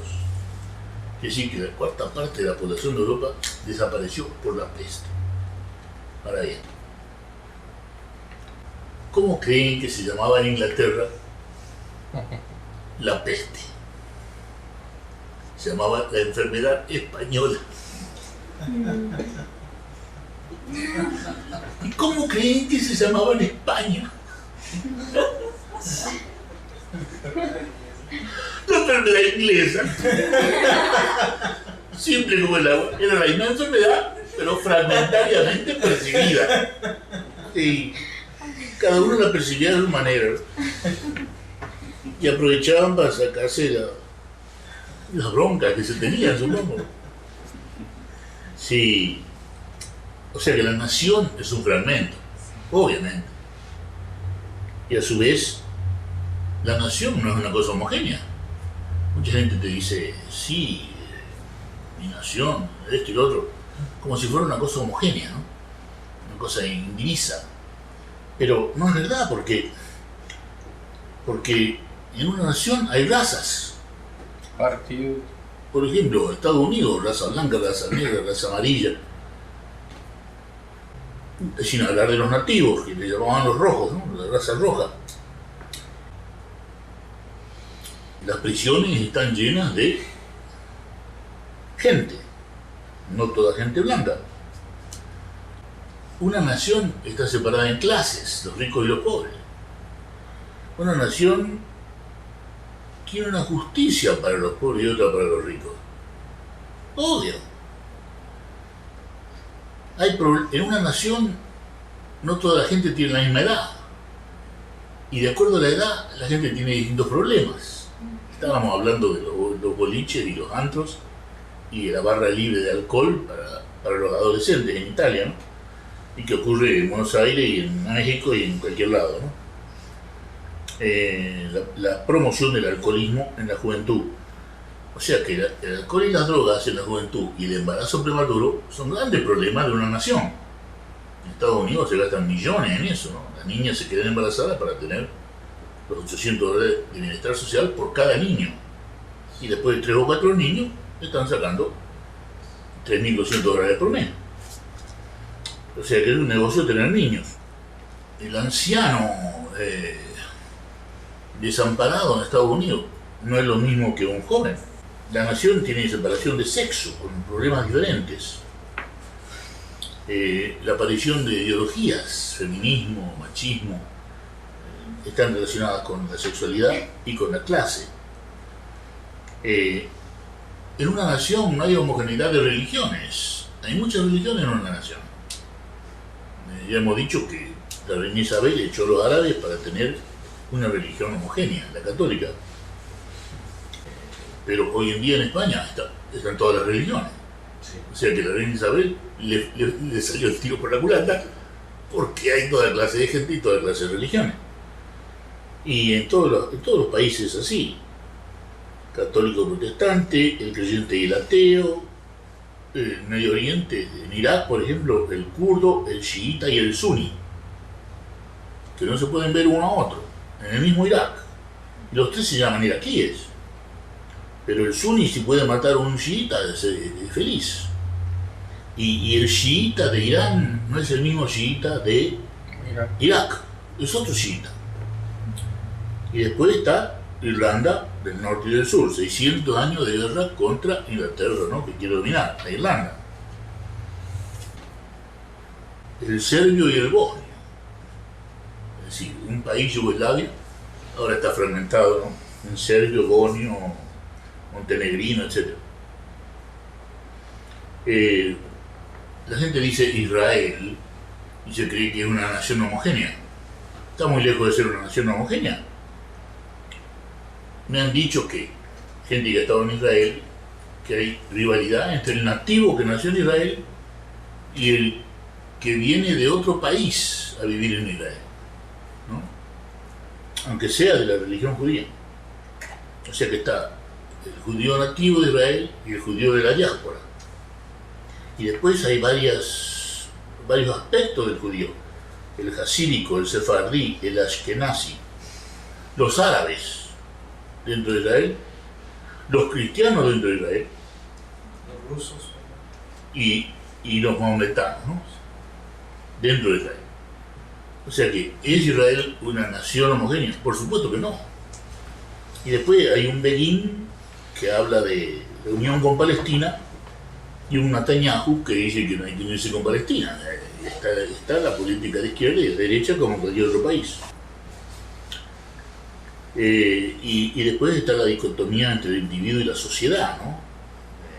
La sociedad, por proteger la seguridad, por ejemplo, en este momento el terrorismo, se olvida del individuo, del estrés del individuo, de la pobreza del individuo, y entonces la sociedad está orientada, sobre todo en Estados Unidos,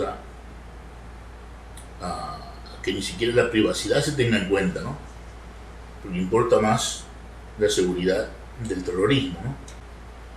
Y después tenemos otros problemas, como el problema del equilibrio ecológico y el crecimiento económico dentro de una nación. El problema del calentamiento global en cualquier nación. En Buenos Aires aparece el dengue, igual que en Italia. ¿Por qué? Porque el mosquito brasileño ya está en Buenos Aires. ¿Por qué? Por el calentamiento global. El mosquito que vivía muy contento con el calor de Brasil, ahora vive contento con el calentado Buenos Aires.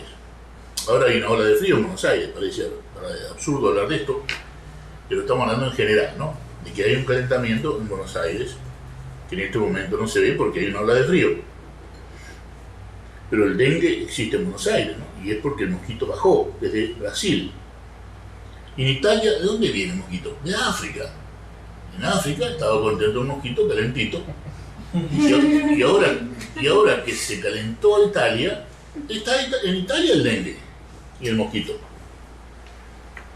Es tremendo como está aumentando el dengue en Europa, sobre todo en Italia. Después tenemos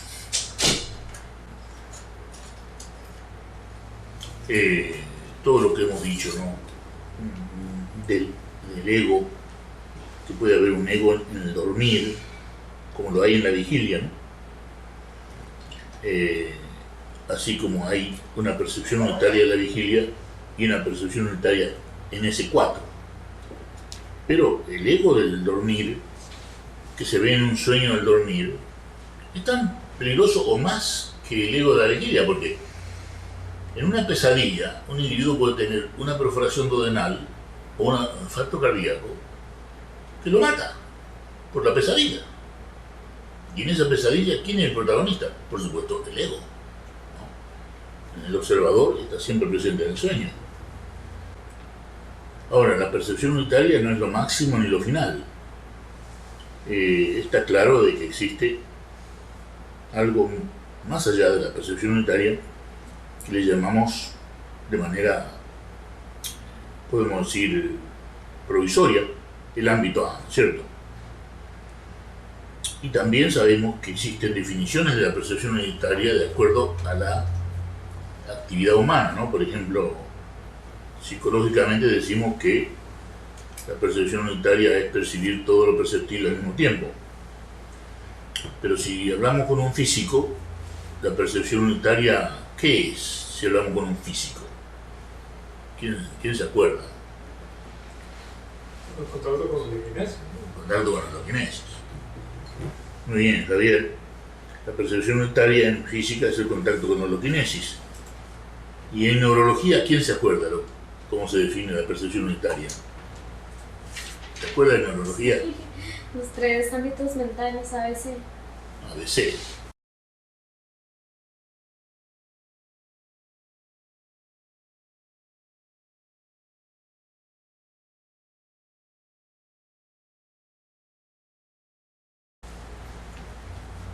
Y en epistemología, ¿quién se acuerda?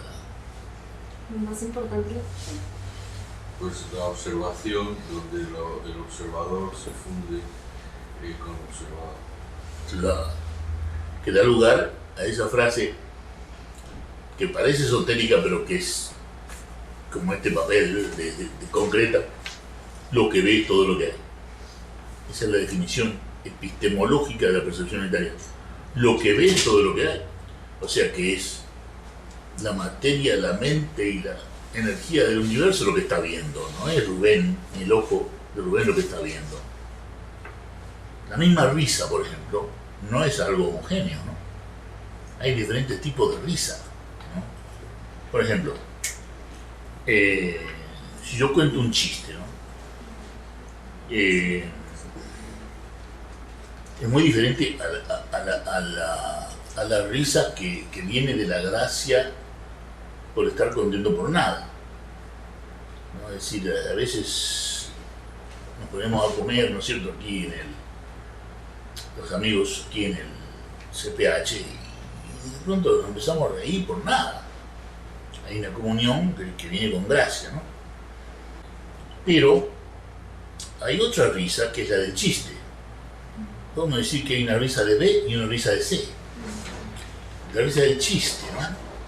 Qué sé yo, por ejemplo, el chiste del divorcio, que a mí me gusta tanto, que el juez dice: le voy a dar a la pareja Thomas el divorcio y le voy a asignar $300 por semana a la señora Thomas. ¿Comprendido, señor Thomas? Sí, señor juez, y inmensamente agradecido porque es usted muy generoso. Dice: créame que yo de vez en cuando voy a contribuir con algunos dólares también. El hombre no tenía una noción clara de lo que era el divorcio. Cuando escuchó: le asigno a la señora Thomas $300, creyó que era el juez que se lo iba a pagar. Y después Freud decía: el deseo sexual aumenta con el miedo. Cuando yo lo leí por primera vez dije: ¿qué? Freud estaba chiflado. Y después cuando empecé a ver la cosa con más profundidad, vi que le había pegado en la cabeza el clavo. Y es el momento de hablar de lo que propone Krishnamurti con respecto al deseo sexual, ¿no? Do not repress and do not express. No expresar ni reprimir, ¿no? ¿Y qué es lo que pasa? Si uno vive el deseo sexual sin expresión y sin represión, viéndolo, mientras escucha todo el sonido, se encuentra en poco tiempo, digamos en 10 horas, con una inmensa energía, gran energía. Eso lo da ese do not express and do not repress.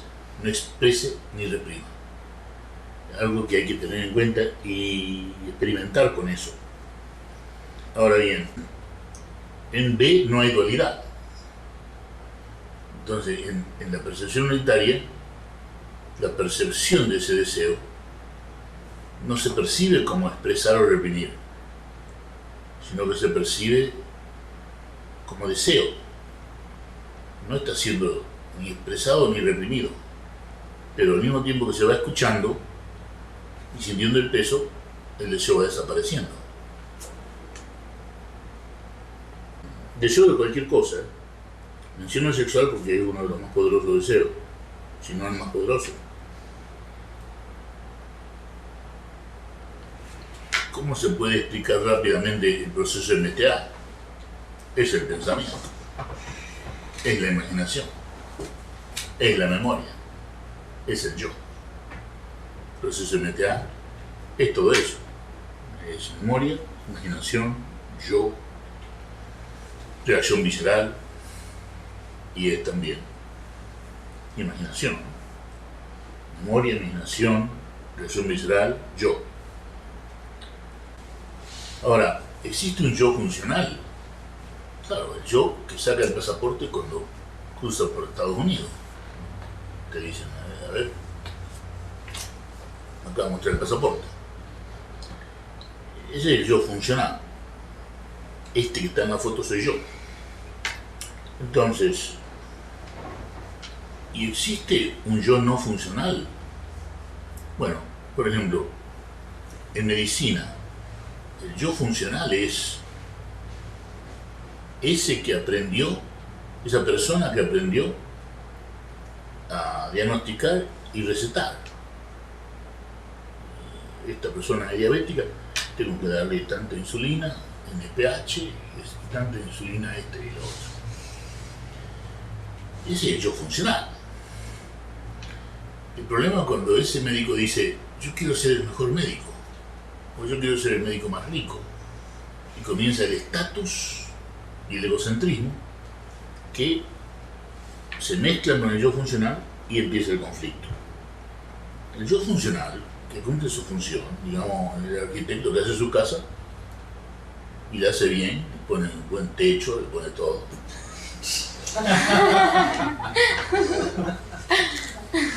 Y está el arquitecto que la hace mal, la hace con un mal techo. Bueno, pero también está el arquitecto que hace la casa y queda en paz, por el arquitecto que hace la casa por el estatus. Entonces ese yo que busca el estatus es el yo que trae el conflicto, y al traer el conflicto vive el conflicto. Y cuando hablamos del núcleo del yo, ¿se acuerdan? El núcleo del yo, que es el homicida y el suicida, ¿se acuerdan? ¿Y cuándo aparece? Cuando el yo teme no continuar. Yo siempre doy el ejemplo de la pareja de enamorados, cuando ella le dice, necesito espacio. ¿No? Y él dice, pero si tienes mucho espacio. Y ella dice, no, me quiero ir. ¿Y qué aparece en él? Aparece el núcleo del yo, el homicida y el suicida. ¿Cómo no va a continuar? Esto, como yo siempre esperé que continuara. No. Bueno. Aparece el homicida y el suicida. Obviamente existe en el yo un núcleo que es el homicida y el suicida. No solamente se ve en el guerrillero musulmán, ¿no? El terrorista musulmán. se ve también en cada uno de nosotros cuando está el ego en temor de no continuar. Y, por ejemplo, señor Rubén, ya no lo necesitamos más en la empresa. Estamos haciendo una reingeniería. Una reingeniería de la empresa y usted ya no va a ser necesario. Ahí aparece también el homicidio del suicidio. Entonces, ese núcleo aparece en lo no incluso en lo disfuncional nada más. ¿O dirías que hay un núcleo del yo funcional? Es un núcleo del yo, funcional o no. Funcional o no. Claro, porque te está diciendo, digamos, esa mujer que tú quieres está diciendo bye bye baby, y hay una respuesta de miedo, rabia y tristeza que puede ser homicidio y suicidio. O que defenderse de lo que te está correteando, ¿no? Del oso. Bueno, eso ya sería funcional, ¿cierto? Sí, funcional. Sí, es funcional. Pero en el caso del patrón que te dice, tú eres empleado y te dice, yo no te necesito, muchas veces aparece el homicidio del suicida como una reacción muy natural del yo, porque el yo está constituido por un núcleo que es el suicida y el homicida. En una invasión, por ejemplo, de un país a otro,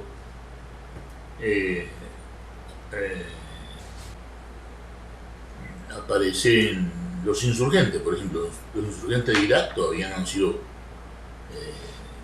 suprimidos, es decir, por Estados Unidos. Continúan los insurgentes de Irak. ¿De dónde salen? De la población, que se siente invadida. ¿Qué sale de ese yo que se siente invadido? El homicida. ¿No? Aunque hay algunos suicidas, en general sale el homicida. Estamos viendo los aspectos de la dualidad del yo. Maquiavelo escribió un libro que se llama El Príncipe, que es una condensación de dualidades, ¿no? Y contradicciones, para que el príncipe, son consejos a un príncipe para que mantenga su poder, ¿no? Que es el libro que utilizan los poderosos, ¿no? Todavía está en boga, porque son buenos consejos para el que quiere mantener el poder, ¿no? El consejo más conocido de Maquiavelo y el más utilizado es divide y reinarás, y es lo que hace un buen imperio, ¿no? Divide y reina. Entonces, un país como Yugoslavia ahora ya es Serbia, Bosnia, Montenegro, etcétera, etcétera. Fue dividido para que no tenga demasiado poder. Se divide Corea en sur y el norte. Es conveniente para que tenga menos poder Corea. ¿Hay alguna intención de dividir a México en norte y sur? Es lo que se lee por ahí, de que hay intención de dividir a México en norte y sur. Dividir y reinarás. Es un consejo sabio para el que quiere mantener el poder. Sí. Y no le conviene a una persona que tiene el poder que alguien diga que es necesario que la humanidad se una. Es necesario que la humanidad se una en la paz y en el amor. Entonces se termina el poder. Se tiene que tener el poder en una humanidad donde reina el amor y la paz. Sí. Entonces, ¿por qué no cunde la percepción unitaria? Es obvio de que hay mucha gente que cree que no le conviene la percepción unitaria. No le conviene. Se sienten protegidos, se sienten aislados en alguna forma de poder ilusorio que consideran más valioso que la unión de la humanidad. Cuando la unión de la humanidad traería una paz, una abundancia y una felicidad que ni siquiera podemos imaginar. Sí, con lo que se gasta nada más que en producción de armas, lo que podría hacerse en cuanto a la la felicidad de la humanidad. No podemos ni imaginarlo, ¿no? Lo que se podría hacer en salud, en educación, en buenos caminos, en lo que sea que se nos ocurra, ¿no? Que ahora va a la producción de armas, a la venta de armas, al uso de las armas, destrucción de países invadidos, etcétera, etcétera.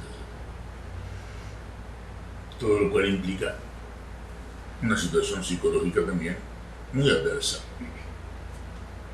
donde impera el odio y la división. ¿Alguna pregunta o comentario?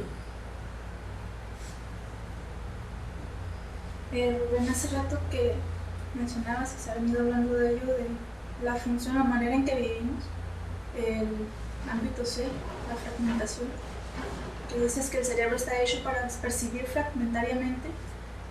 ¿No sería más correcto decir que está hecho para funcionar en ABC, pero solo funciona de una manera? Bueno, las dos cosas son verdad. ¿Puedes repetirlo? Ella dice, Danta dice que el cerebro está hecho para percibir fragmentariamente o para funcionar completamente en ABC. No, de que está hecho para percibir fragmentariamente o está hecho para percibir en ABC y Sí. que solo lo hace de una manera. De cambiar la palabra de que está hecho fragmentariamente por que está hecho para percibir en ABC, pero que solo percibe en C. No, sin duda. El cerebro está hecho para funcionar en ABC. ¿No? Y es obvio de que está funcionando solamente en C. Sí. Pero el hecho de que funcione en C y que la percepción sea fragmentaria se explica, por ejemplo, con el experimento del cablecito. Lo que trato de decir con el experimento del cablecito es por qué el cerebro funciona en C y por qué ese C tiene percepción fragmentaria. Porque el cerebro está hecho para funcionar fragmentariamente en C, aunque sabemos bien que el cerebro puede funcionar de otra manera, que no se conoce, que no se usa esa manera de funcionar. Se comprende que el experimento del cablecito es para explicar la percepción fragmentaria, ¿no? Sí. ¿Y ese 4? ¿Se comprende, Eduardo? ¿Qué cablecito? Se comprende que el cablecito sobre el párpado es para explicar la percepción fragmentaria. ¿Sí? Que el cerebro lo percibe de tres maneras diferentes a esa corriente que pasa por el párpado. ¿Se comprende? ¿No? Sí. Se puede decir, doctor, estaría bien decir filogenéticamente. El cerebro, estaría bien decir filogenéticamente del cerebro está hecho en un inicio para percibir fragmentariamente. Sí, señor, sí. O sea que filogenéticamente el cerebro está hecho para funcionar en ABC. Claro. Bohm decía, el hombre tiene que haber funcionado con el cerebro en ABC como funciona cualquier animal, de la manera completa. Por eso JK dice que los animales viven en una perfección inconsciente, ¿no? Y que el hombre vive en una consciente imperfección, ¿no? Bueno, esa perfección inconsciente, obviamente que el cerebro del animal está funcionando completamente. Si no, el tigre no podría agarrar un animal para comer, ¿no? Que es su alimento. Pero en el ser humano, ¿qué ocurre? ¿Qué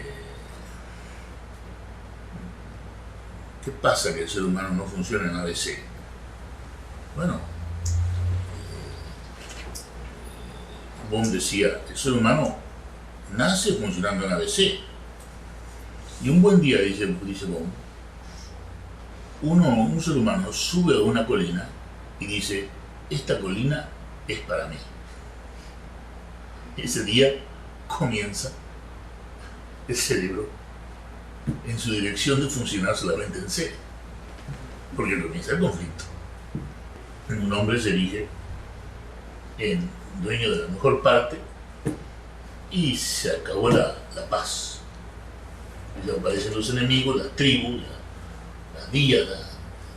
No sé si ustedes saben lo que significa la palabra díada. muy importante ese concepto, ¿no? Es un concepto de terapia familiar, de un tal Minuji, que es un concepto interesante, de que cuando dos personas se ponen de acuerdo para destruir un grupo, eso se llama diada. Diada. Y es algo inconsciente.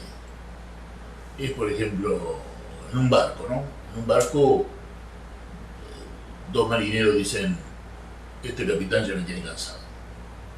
¿Qué te parece si lo asesinamos? Es una diada. ¿Por qué? Allí nacen los motines. Dos contra el capitán, o ellos dos matan al capitán y el barco puede caer en un caos, que ha ocurrido así. No sé si vieron la película El motín del Bounty, un hecho real, una muy buena película de Marlon Brando. Comienza con diada, este capitán no sirve. Entonces es la unión de dos contra la unión de todos. Es una diada. Puede ser la mamá y la hija. Claro. Contra todos los demás. La mamá y la hija contra papá. Contra papá. Y es una diada muy común. Muy común. Y que destruye el hogar, claro.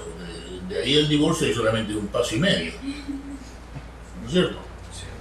Entonces, ocurre muy frecuentemente y es inconsciente. Pero es muy bueno cuando uno detecta una diada, denunciarla inmediatamente. Es decir, cuidado con afectar la unidad, no solamente familiar, ¿no? Sino solamente de cualquier movimiento que necesita de la unidad. Y es muy fácil caer en la diada porque es inconsciente, no nos damos cuenta. Lo hacemos sin darnos cuenta. Aquí al principio en el CPH hubo una diada muy interesante. Estábamos todos unidos aquí para trabajar, como ustedes saben. Y de pronto una persona que había venido para trabajar aquí dice, bueno, yo no voy a seguir aquí a no ser que ustedes me paguen $800 por mes. Entonces le digo yo, bueno, déjanos pensar, a ver de dónde van a salir esos $800. Y esa persona hizo diada nada menos que con el psicólogo. ¿No? El psicólogo se une a ella también pidiendo un sueldo. Entonces yo le digo, bueno, vean, ustedes están en una fantasía, en algo imposible, y están en diada. ¿En diada contra qué? Contra el CPH, contra el bebé. Yo al CPH le llamo el bebé, algo que hay que cuidar. Y ustedes están en diada pidiendo algo que puede ser muy justo, pero que en este momento es imposible. Entonces, cuidemos al bebé. Bueno, esta persona que inició la diada se fue, pero quedamos hablando con el psicólogo y le dijimos qué pasó. Y me dice, caí en la diada sin darme cuenta. Yo sé lo que es una diada, me dice el psicólogo, pero caí en la diada sin darme cuenta, porque en una diada uno cae sin darse cuenta. Es como la mamá que empieza a decirle a la hija, a ver si al hijo de M de tu papá lo ponemos en vereda, ¿entiendes? Empieza con una palabra, a ver si a tu papá lo ponemos en vereda, ¿entiendes? Empieza con una cosita chiquita y se va agrandando. Entonces se vuelve un caos la familia.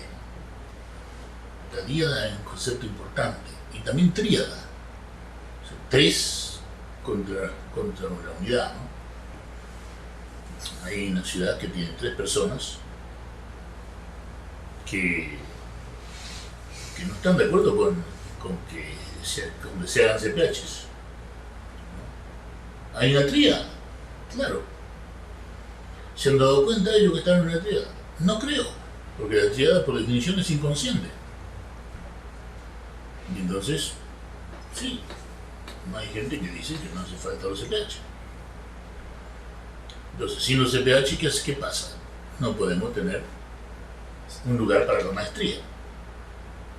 Nos acaban de decir que la maestría podría ser muy pronto, mucho más pronto de lo que nosotros imaginábamos.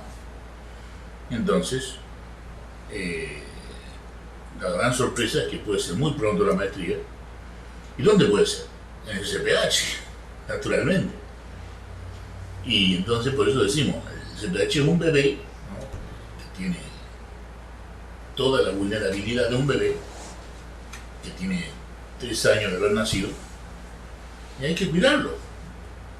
Y tenemos que cuidarnos de no caer en díadas que destruyan el CPH. O tríadas que destruyan el CPH. Tenemos que cuidarnos de eso, porque del CPH depende el futuro de la maestría, que va a ser una manera de difusión de la enseñanza maravillosa, siempre y cuando se atiendan algunos aspectos muy importantes como la calificación, que no se vuelva, digamos, una enseñanza mediocre y que salgan maestros mediocres, ¿no?, que es lo que está pasando en la educación universitaria. ¿Estoy equivocado? No estoy equivocado. Entonces tenemos que tratar de que no se mediocrice, pero eso es todo. Se le pide al maestro que pase a los alumnos. ¿Qué? Que se le pide al maestro que pase a los alumnos porque si no el maestro es incompetente. Que Dios nos guarde eso. No, ya está pasando. Sí, no. Cuando yo digo que Dios nos guarde que pase en el CPH con la maestría de percepción unitaria o psicología loginética. Claro. De que el profesor pase a los alumnos para quedar bien. No, corazón. El profesor tiene que pasar al alumno cuando el alumno sabe.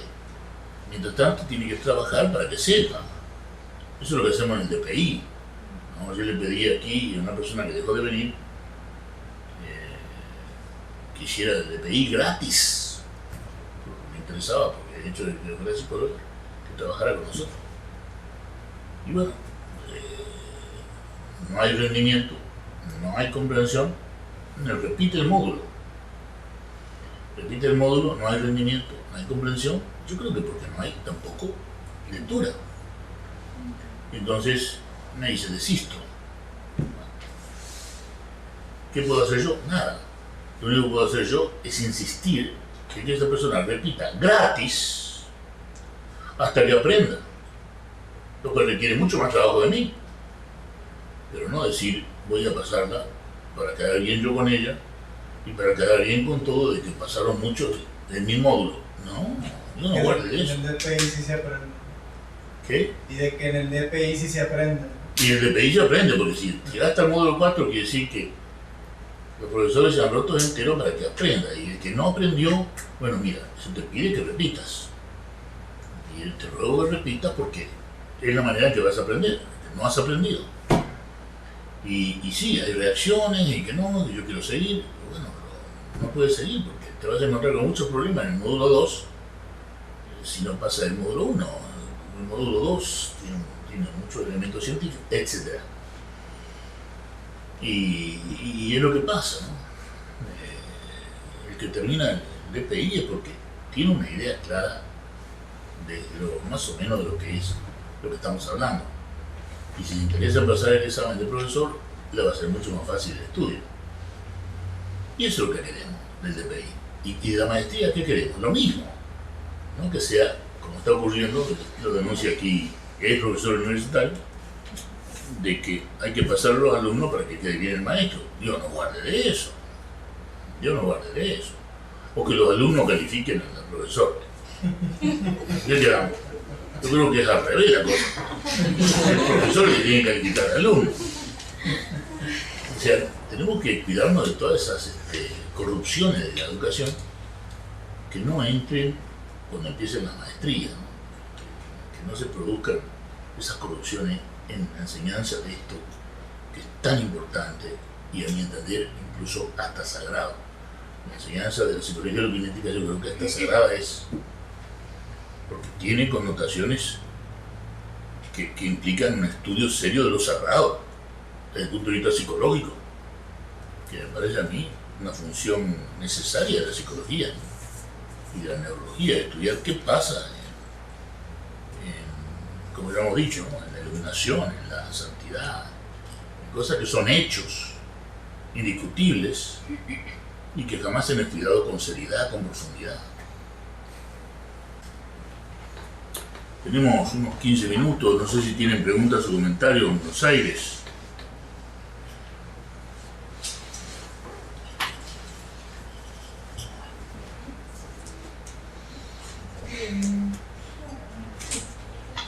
Acá hay una pregunta acerca del miedo y el deseo.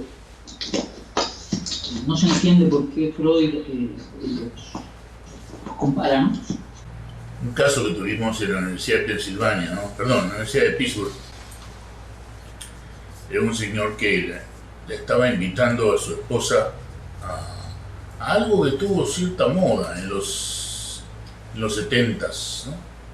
Que era los clubes de pareja. En los 70s hubo una especie de moda, ¿no? Que se llamó, no me acuerdo cómo se llamaba, pero eran como clubes de parejas que se juntaban 3 o 4 parejas para intercambiar los miembros de la pareja, ¿no? O sea, Juan y María se juntaban con Pedro y Pepa para hacer intercambios, ¿no? Yo trajo toda clase de asesinatos y suicidios. Entonces, no tuvo mucha duración esa moda. Pero a mí me tocó.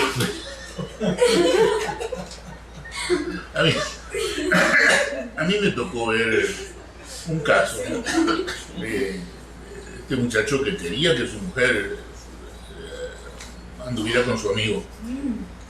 Y yo le digo, a ver, explícame, ¿qué hace que tú quieras que tu mujer ande con tu amigo? Cuéntame. Dice, es que yo no hay cosa que más miedo le tenga de que mi mujer se vaya con mi amigo. Y cuando yo pienso de ver a mi mujer con mi amigo, me mata la excitación sexual. Me pongo terriblemente excitado. ¿Por qué? Y porque es lo que más miedo le tengo. Y por ser lo que más miedo le tengo, es lo que más me excita. Bueno, yo creo que ahí hay un buen ejemplo, ¿no? Que ratifica lo que Freud describe, ¿no? De que el miedo y el deseo sexual están fuertemente vinculados. No sé si he contestado, Gabriel. Sí, gracias. ¿Cómo terminó la historia? Sweetie, asesinato. Imagínate, sí, para que una pareja ande bien, se necesitan muchos ajustes. Imagínate para que 6 parejas anden bien. En un club de intercambio de todo tipo. Ahí se crean todas las dinámicas que uno se puede imaginar, ¿no? Y por supuesto que hubo hasta asesinatos y suicidios, ¿no? Porque al final a Pepa le gustó más el otro. Pero ¿cómo? Si esto era nada más que por el fin de semana. No, pero me gustó más tu amigo. Y ahora ahí veía el suicidio del homicida. Bueno, pero está todo relacionado con el miedo en relación con el deseo sexual, que es algo que sabiamente vincula Freud por primera vez. Sí, esto es un ejemplo nada más, pero algo que se ha visto mucho en Estados Unidos en la década del 70, donde había esos clubes de pareja, no sé. Se llamaba wife swapping. Wife swapping, intercambio de esposa. Sí.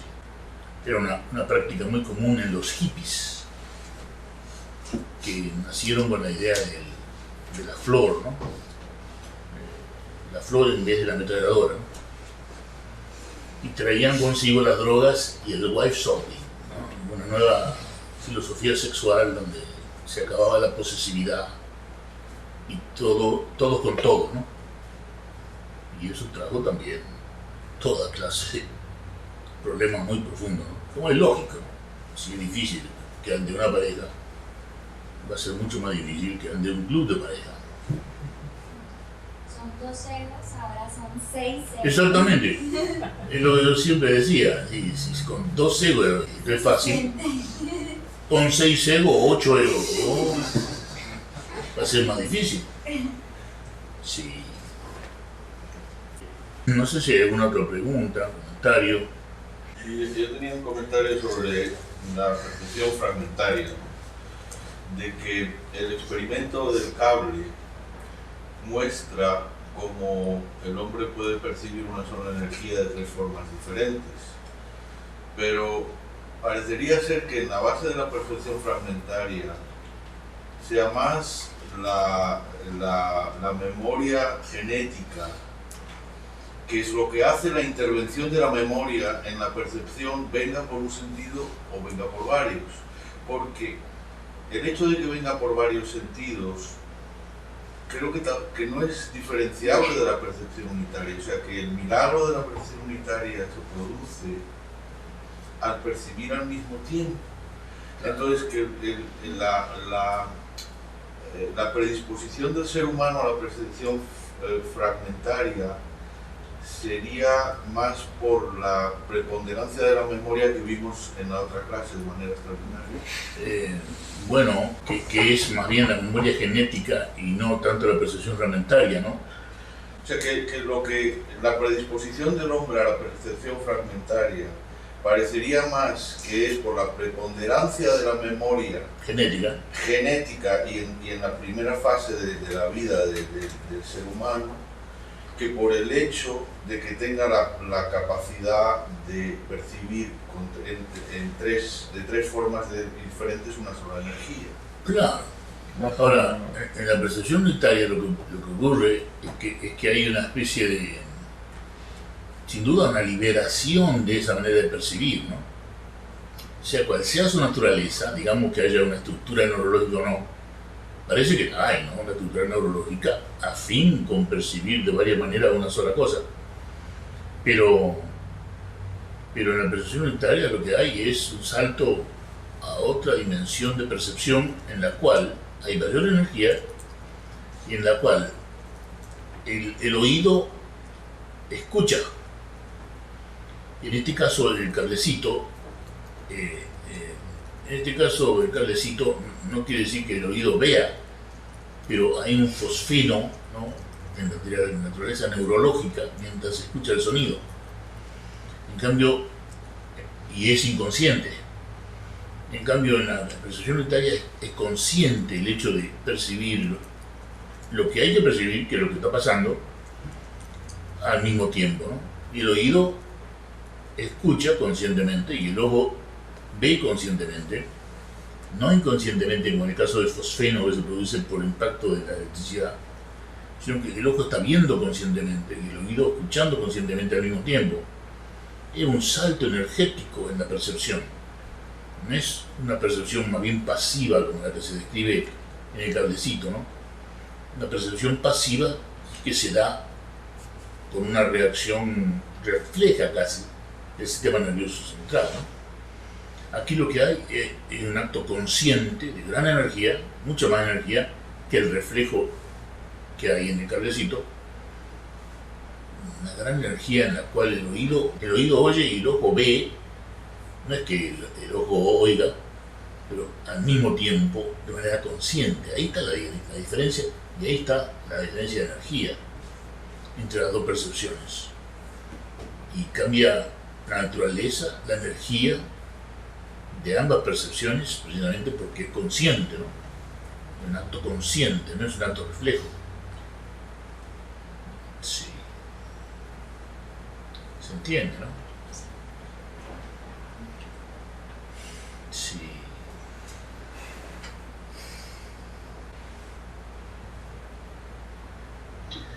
Rubén, aquí hay una pregunta acerca de un zumbido que se siente cuando se intenta la percepción unitaria. Sí.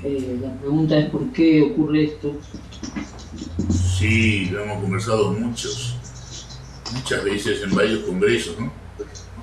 Los que toman en serio la percepción unitaria escuchan un zumbido muy sutil, ¿no? Entonces han surgido varias teorías sobre qué es ese zumbido, ¿no? Y yo tiendo a creer de que existe una red eléctrica muy grande, ¿no? En cualquier país ya, ¿no? Ya la electrificación social, digamos, es un hecho mundial, ¿no? Y entonces existen torres de alta tensión, existen redes eléctricas que que ocupan prácticamente todo el territorio del planeta, ¿no? Y eso genera, a mi entender, ese zumbido, que no se escucha. Yo no sé si será por agotamiento del oído, pero no se escucha habitualmente, a no ser que uno esté en percepción unitaria por mucho tiempo, intente la percepción unitaria por mucho tiempo. Y un buen día nos ha pasado, ¿no? Con Ceci, un día dijimos, ¿tú escuchas eso? ¿Qué cosa? Eso. A ver, eso, ¿qué? ¿Cómo eso? Sí, bueno, no es nada esotérico, yo creo que es... El sonido del silencio fue la pregunta, ¿no? ¿Hay un sonido en el silencio? Hay un sonido en el silencio. Entonces silencio. salió el tema del zumbido. Sí, un sonido en el silencio, que es un zumbido muy sutil, y yo creo que se debe a la red eléctrica, ¿no? Que está muy generalizada, ¿no? Que tiene su propio zumbidito, ¿no? Muy sutil.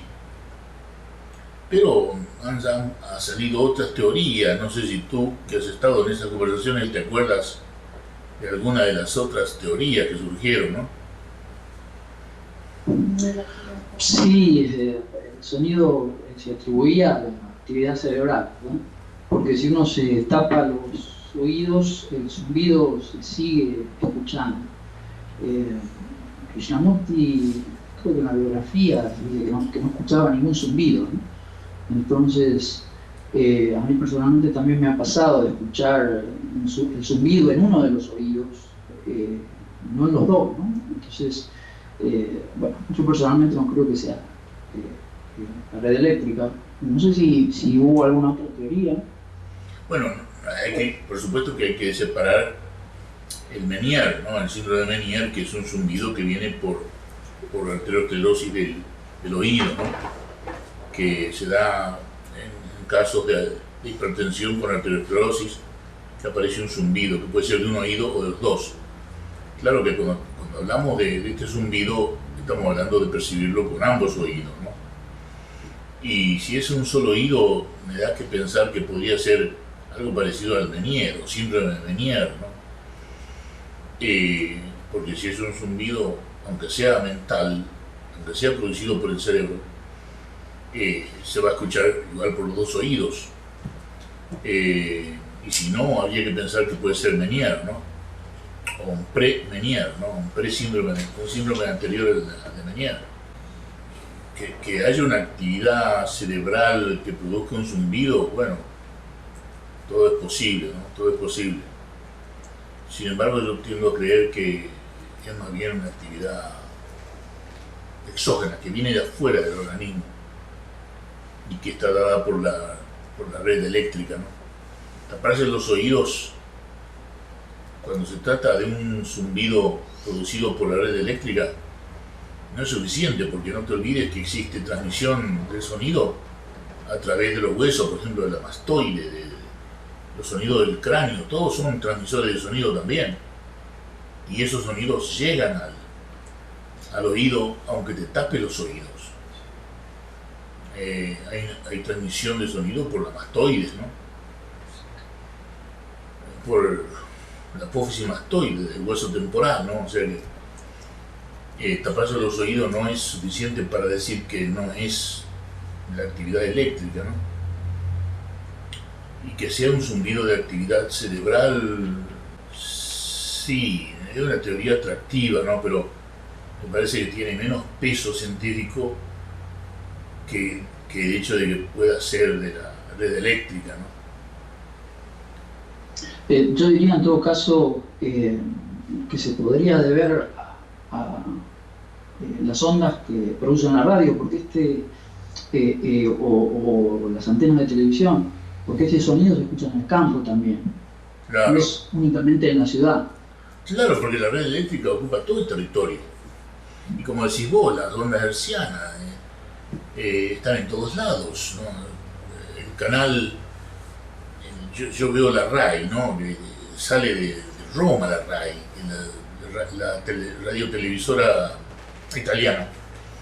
Y yo la escucho en casa y yo digo, caramba, estoy escuchando algo que sale de Roma. Y quiere decir que esas ondas hertzianas que salen de Roma, quiere decir que están en el Atlántico, están en toda Europa, están en En todo el mundo están esas ondas hertzianas que salen de Roma, ¿no?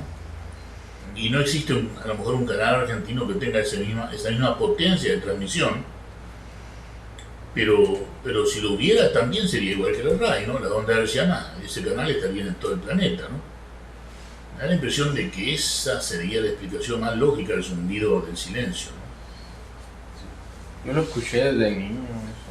Sí, creo que sí es algo externo, no interno, porque a mí me pasó que en una casa que tenía hicimos un cuarto del silencio y en ese cuarto el zumbido era como no lo he oído nunca, era muy intenso y constante. Entonces, ese zumbido... Cuanto más paz, más intenso. Y nunca lo oí como en ese cuarto, pero no sé si se debe a más paz, más intenso, o que en ese lugar había un zumbido. Yo tiendo a creer que en ese lugar había un zumbido en más el aire que en otros lugares no. Luego, más actividad eléctrica. Claro, eso defendería la teoría de que es una causa externa, no es una causa interna.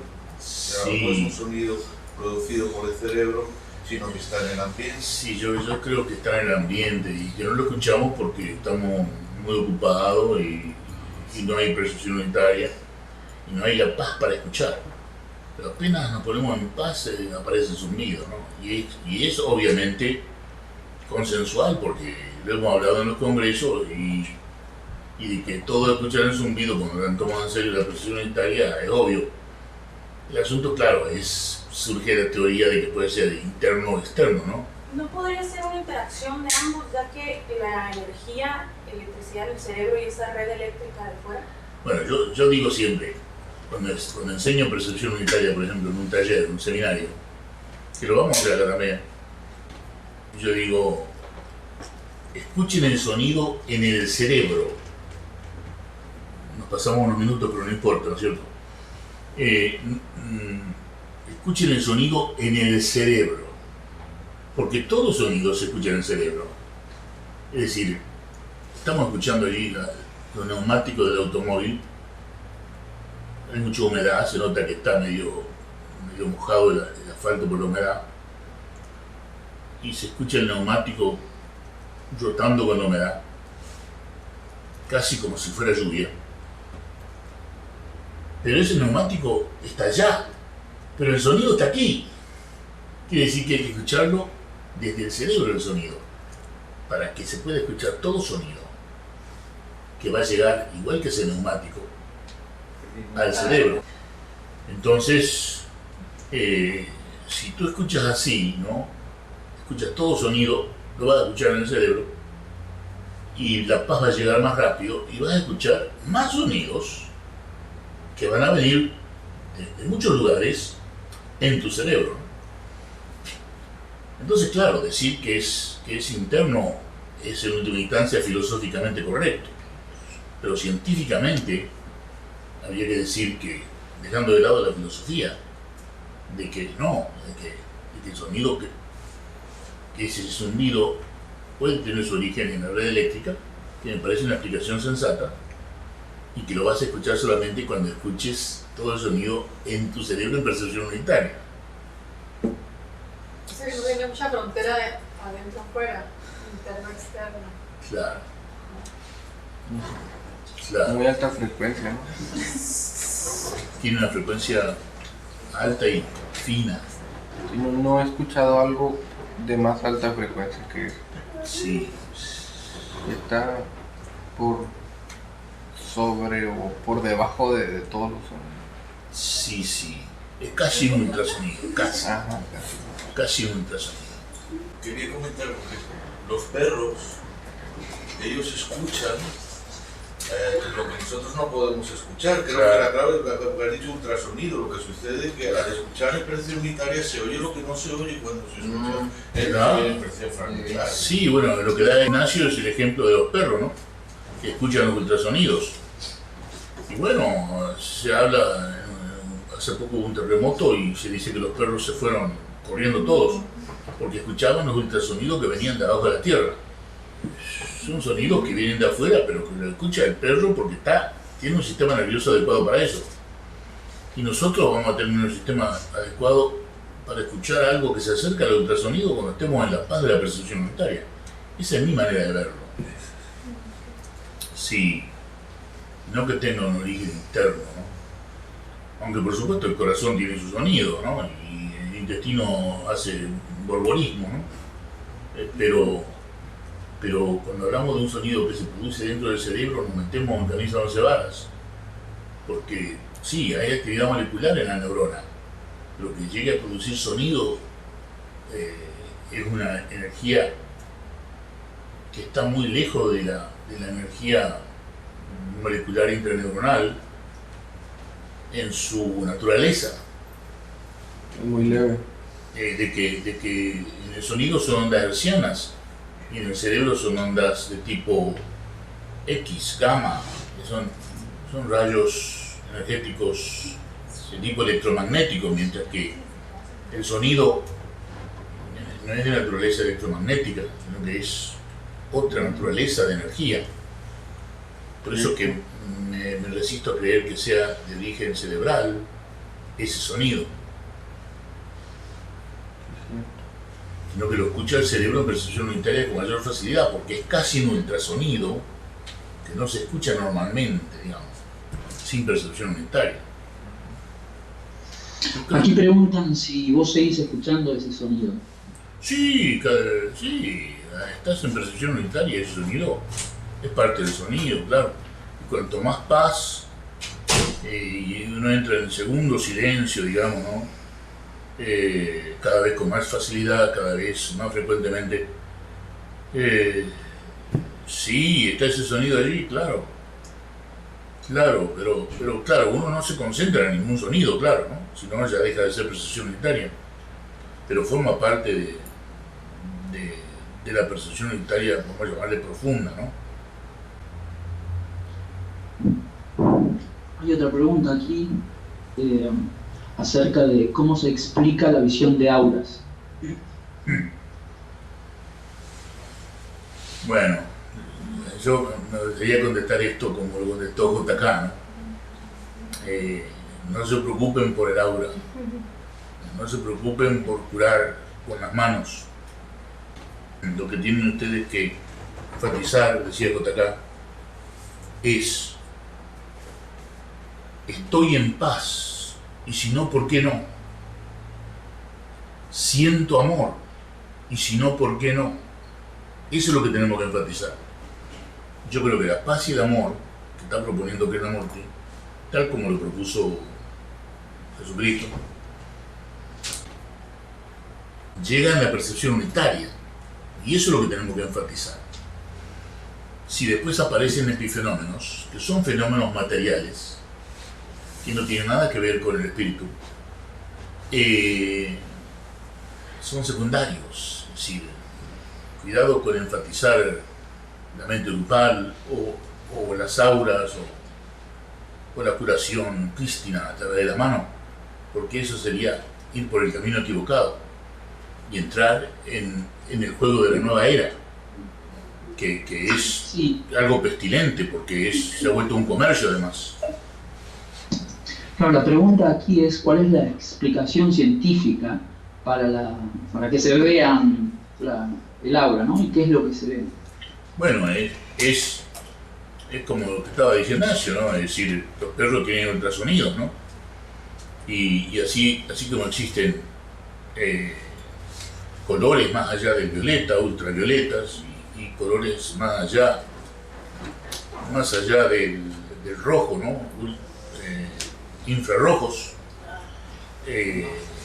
Existen con una persona sensible la posibilidad de ver cosas que comúnmente no se ven, ¿no?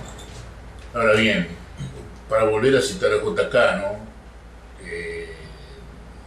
Decía JK, vean, dice, ustedes tienen que cruzar el bosque de la vida, ¿no? Tienen que pasar por el bosque, dice. Se van a encontrar con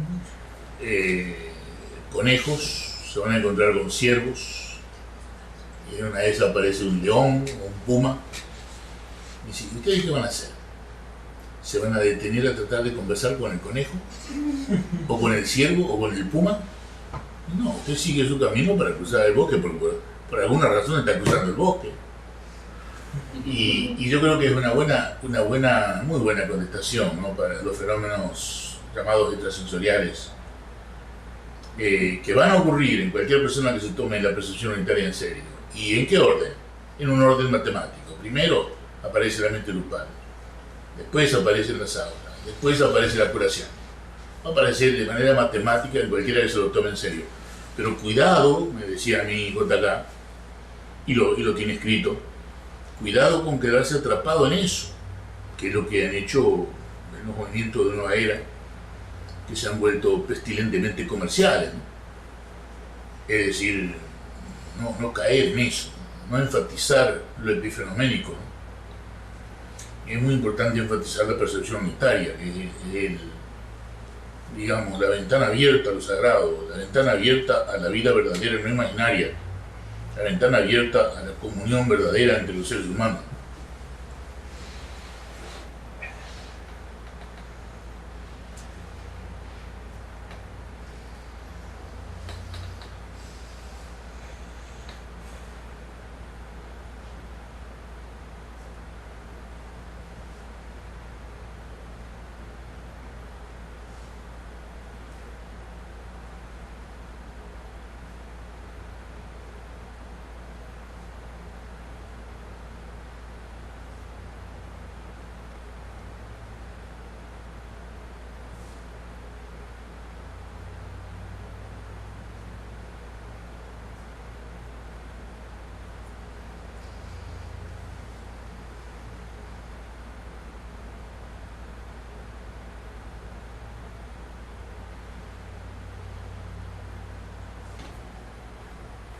Aquí preguntan si el aura es parte del cuerpo de la persona.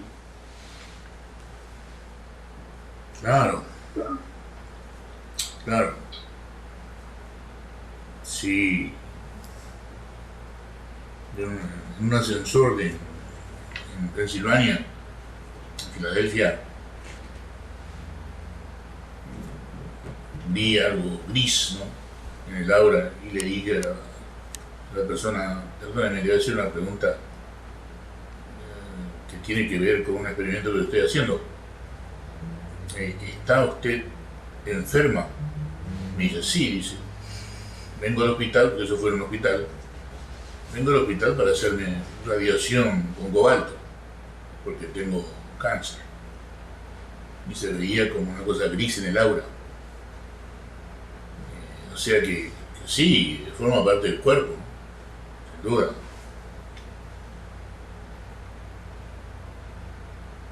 Lo importante es que no hay que hacer algaraca con esto, ¿no?, porque si no, pasa uno al reino de los brujos, ¿no? Deja uno de ser tomado en serio como una persona que pone a la ciencia por encima de la charlatanería y de la brujería y de todas las cosas de la nueva era.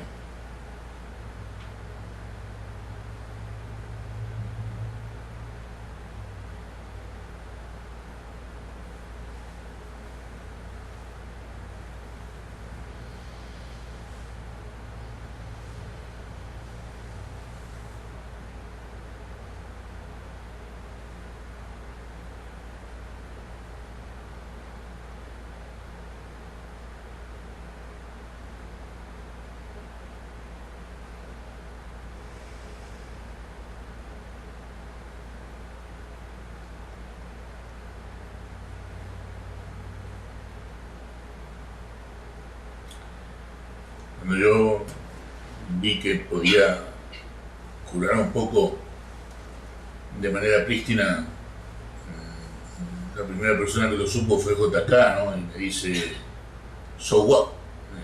¿Y ahora qué? Y digo yo, pero me parece maravilloso. Me dice, cuidado, dice, do you want to be a quack? Dice, ¿quiere usted ser un curandero? Entonces cuéntele a mucha gente que usted ha hecho eso. Y de pronto va a tener una cola de gente buscándolo a usted como curandero. ¿Usted quiere hacer eso? cuidado con este. Llegan, pero cuidado con lo que se hace con eso, porque si te transformas en un curandero porque puedes curar, te apartas por completo del camino, ¿no?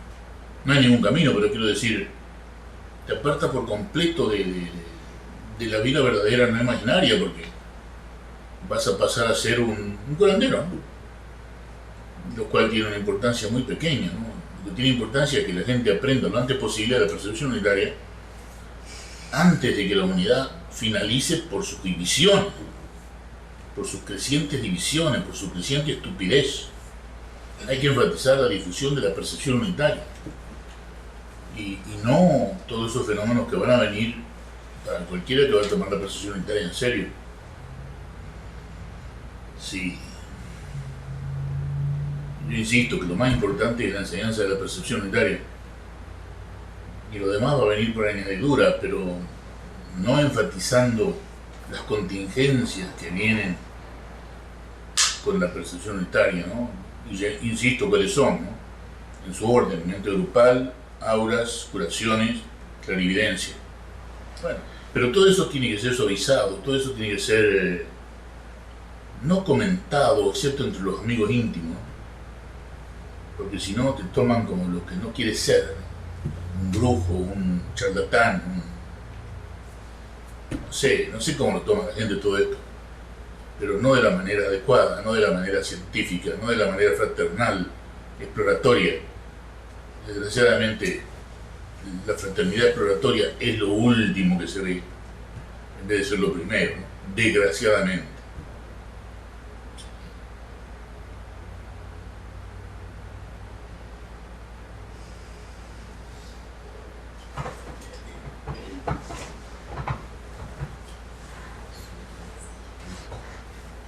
Yo creo que el que sobrevalora el aura, las curaciones, es aquel que no conoce la paz, ¿no? Claro. Porque conociendo la paz, tú sabes que importa el aura de mi vecino, ¿no? Entonces... Claro. Y si tú ves una aura muy gris y sabes que hay poca vida en esa persona, no le puedes decir, usted tiene poca vida. No puedes. Es un conocimiento que no se puede usar. Por lo tanto, como dice Lao Tse, ¿no? Suaviza el brillo.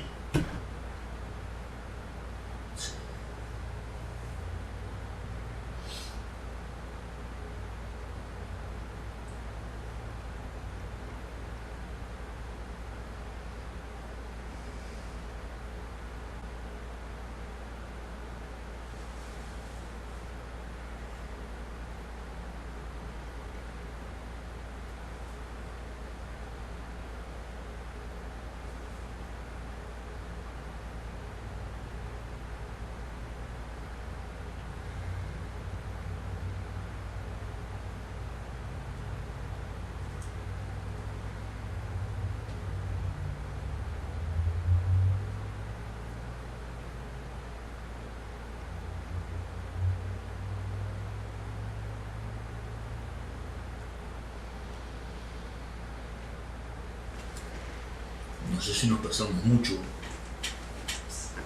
Si hay otra pregunta o comentario.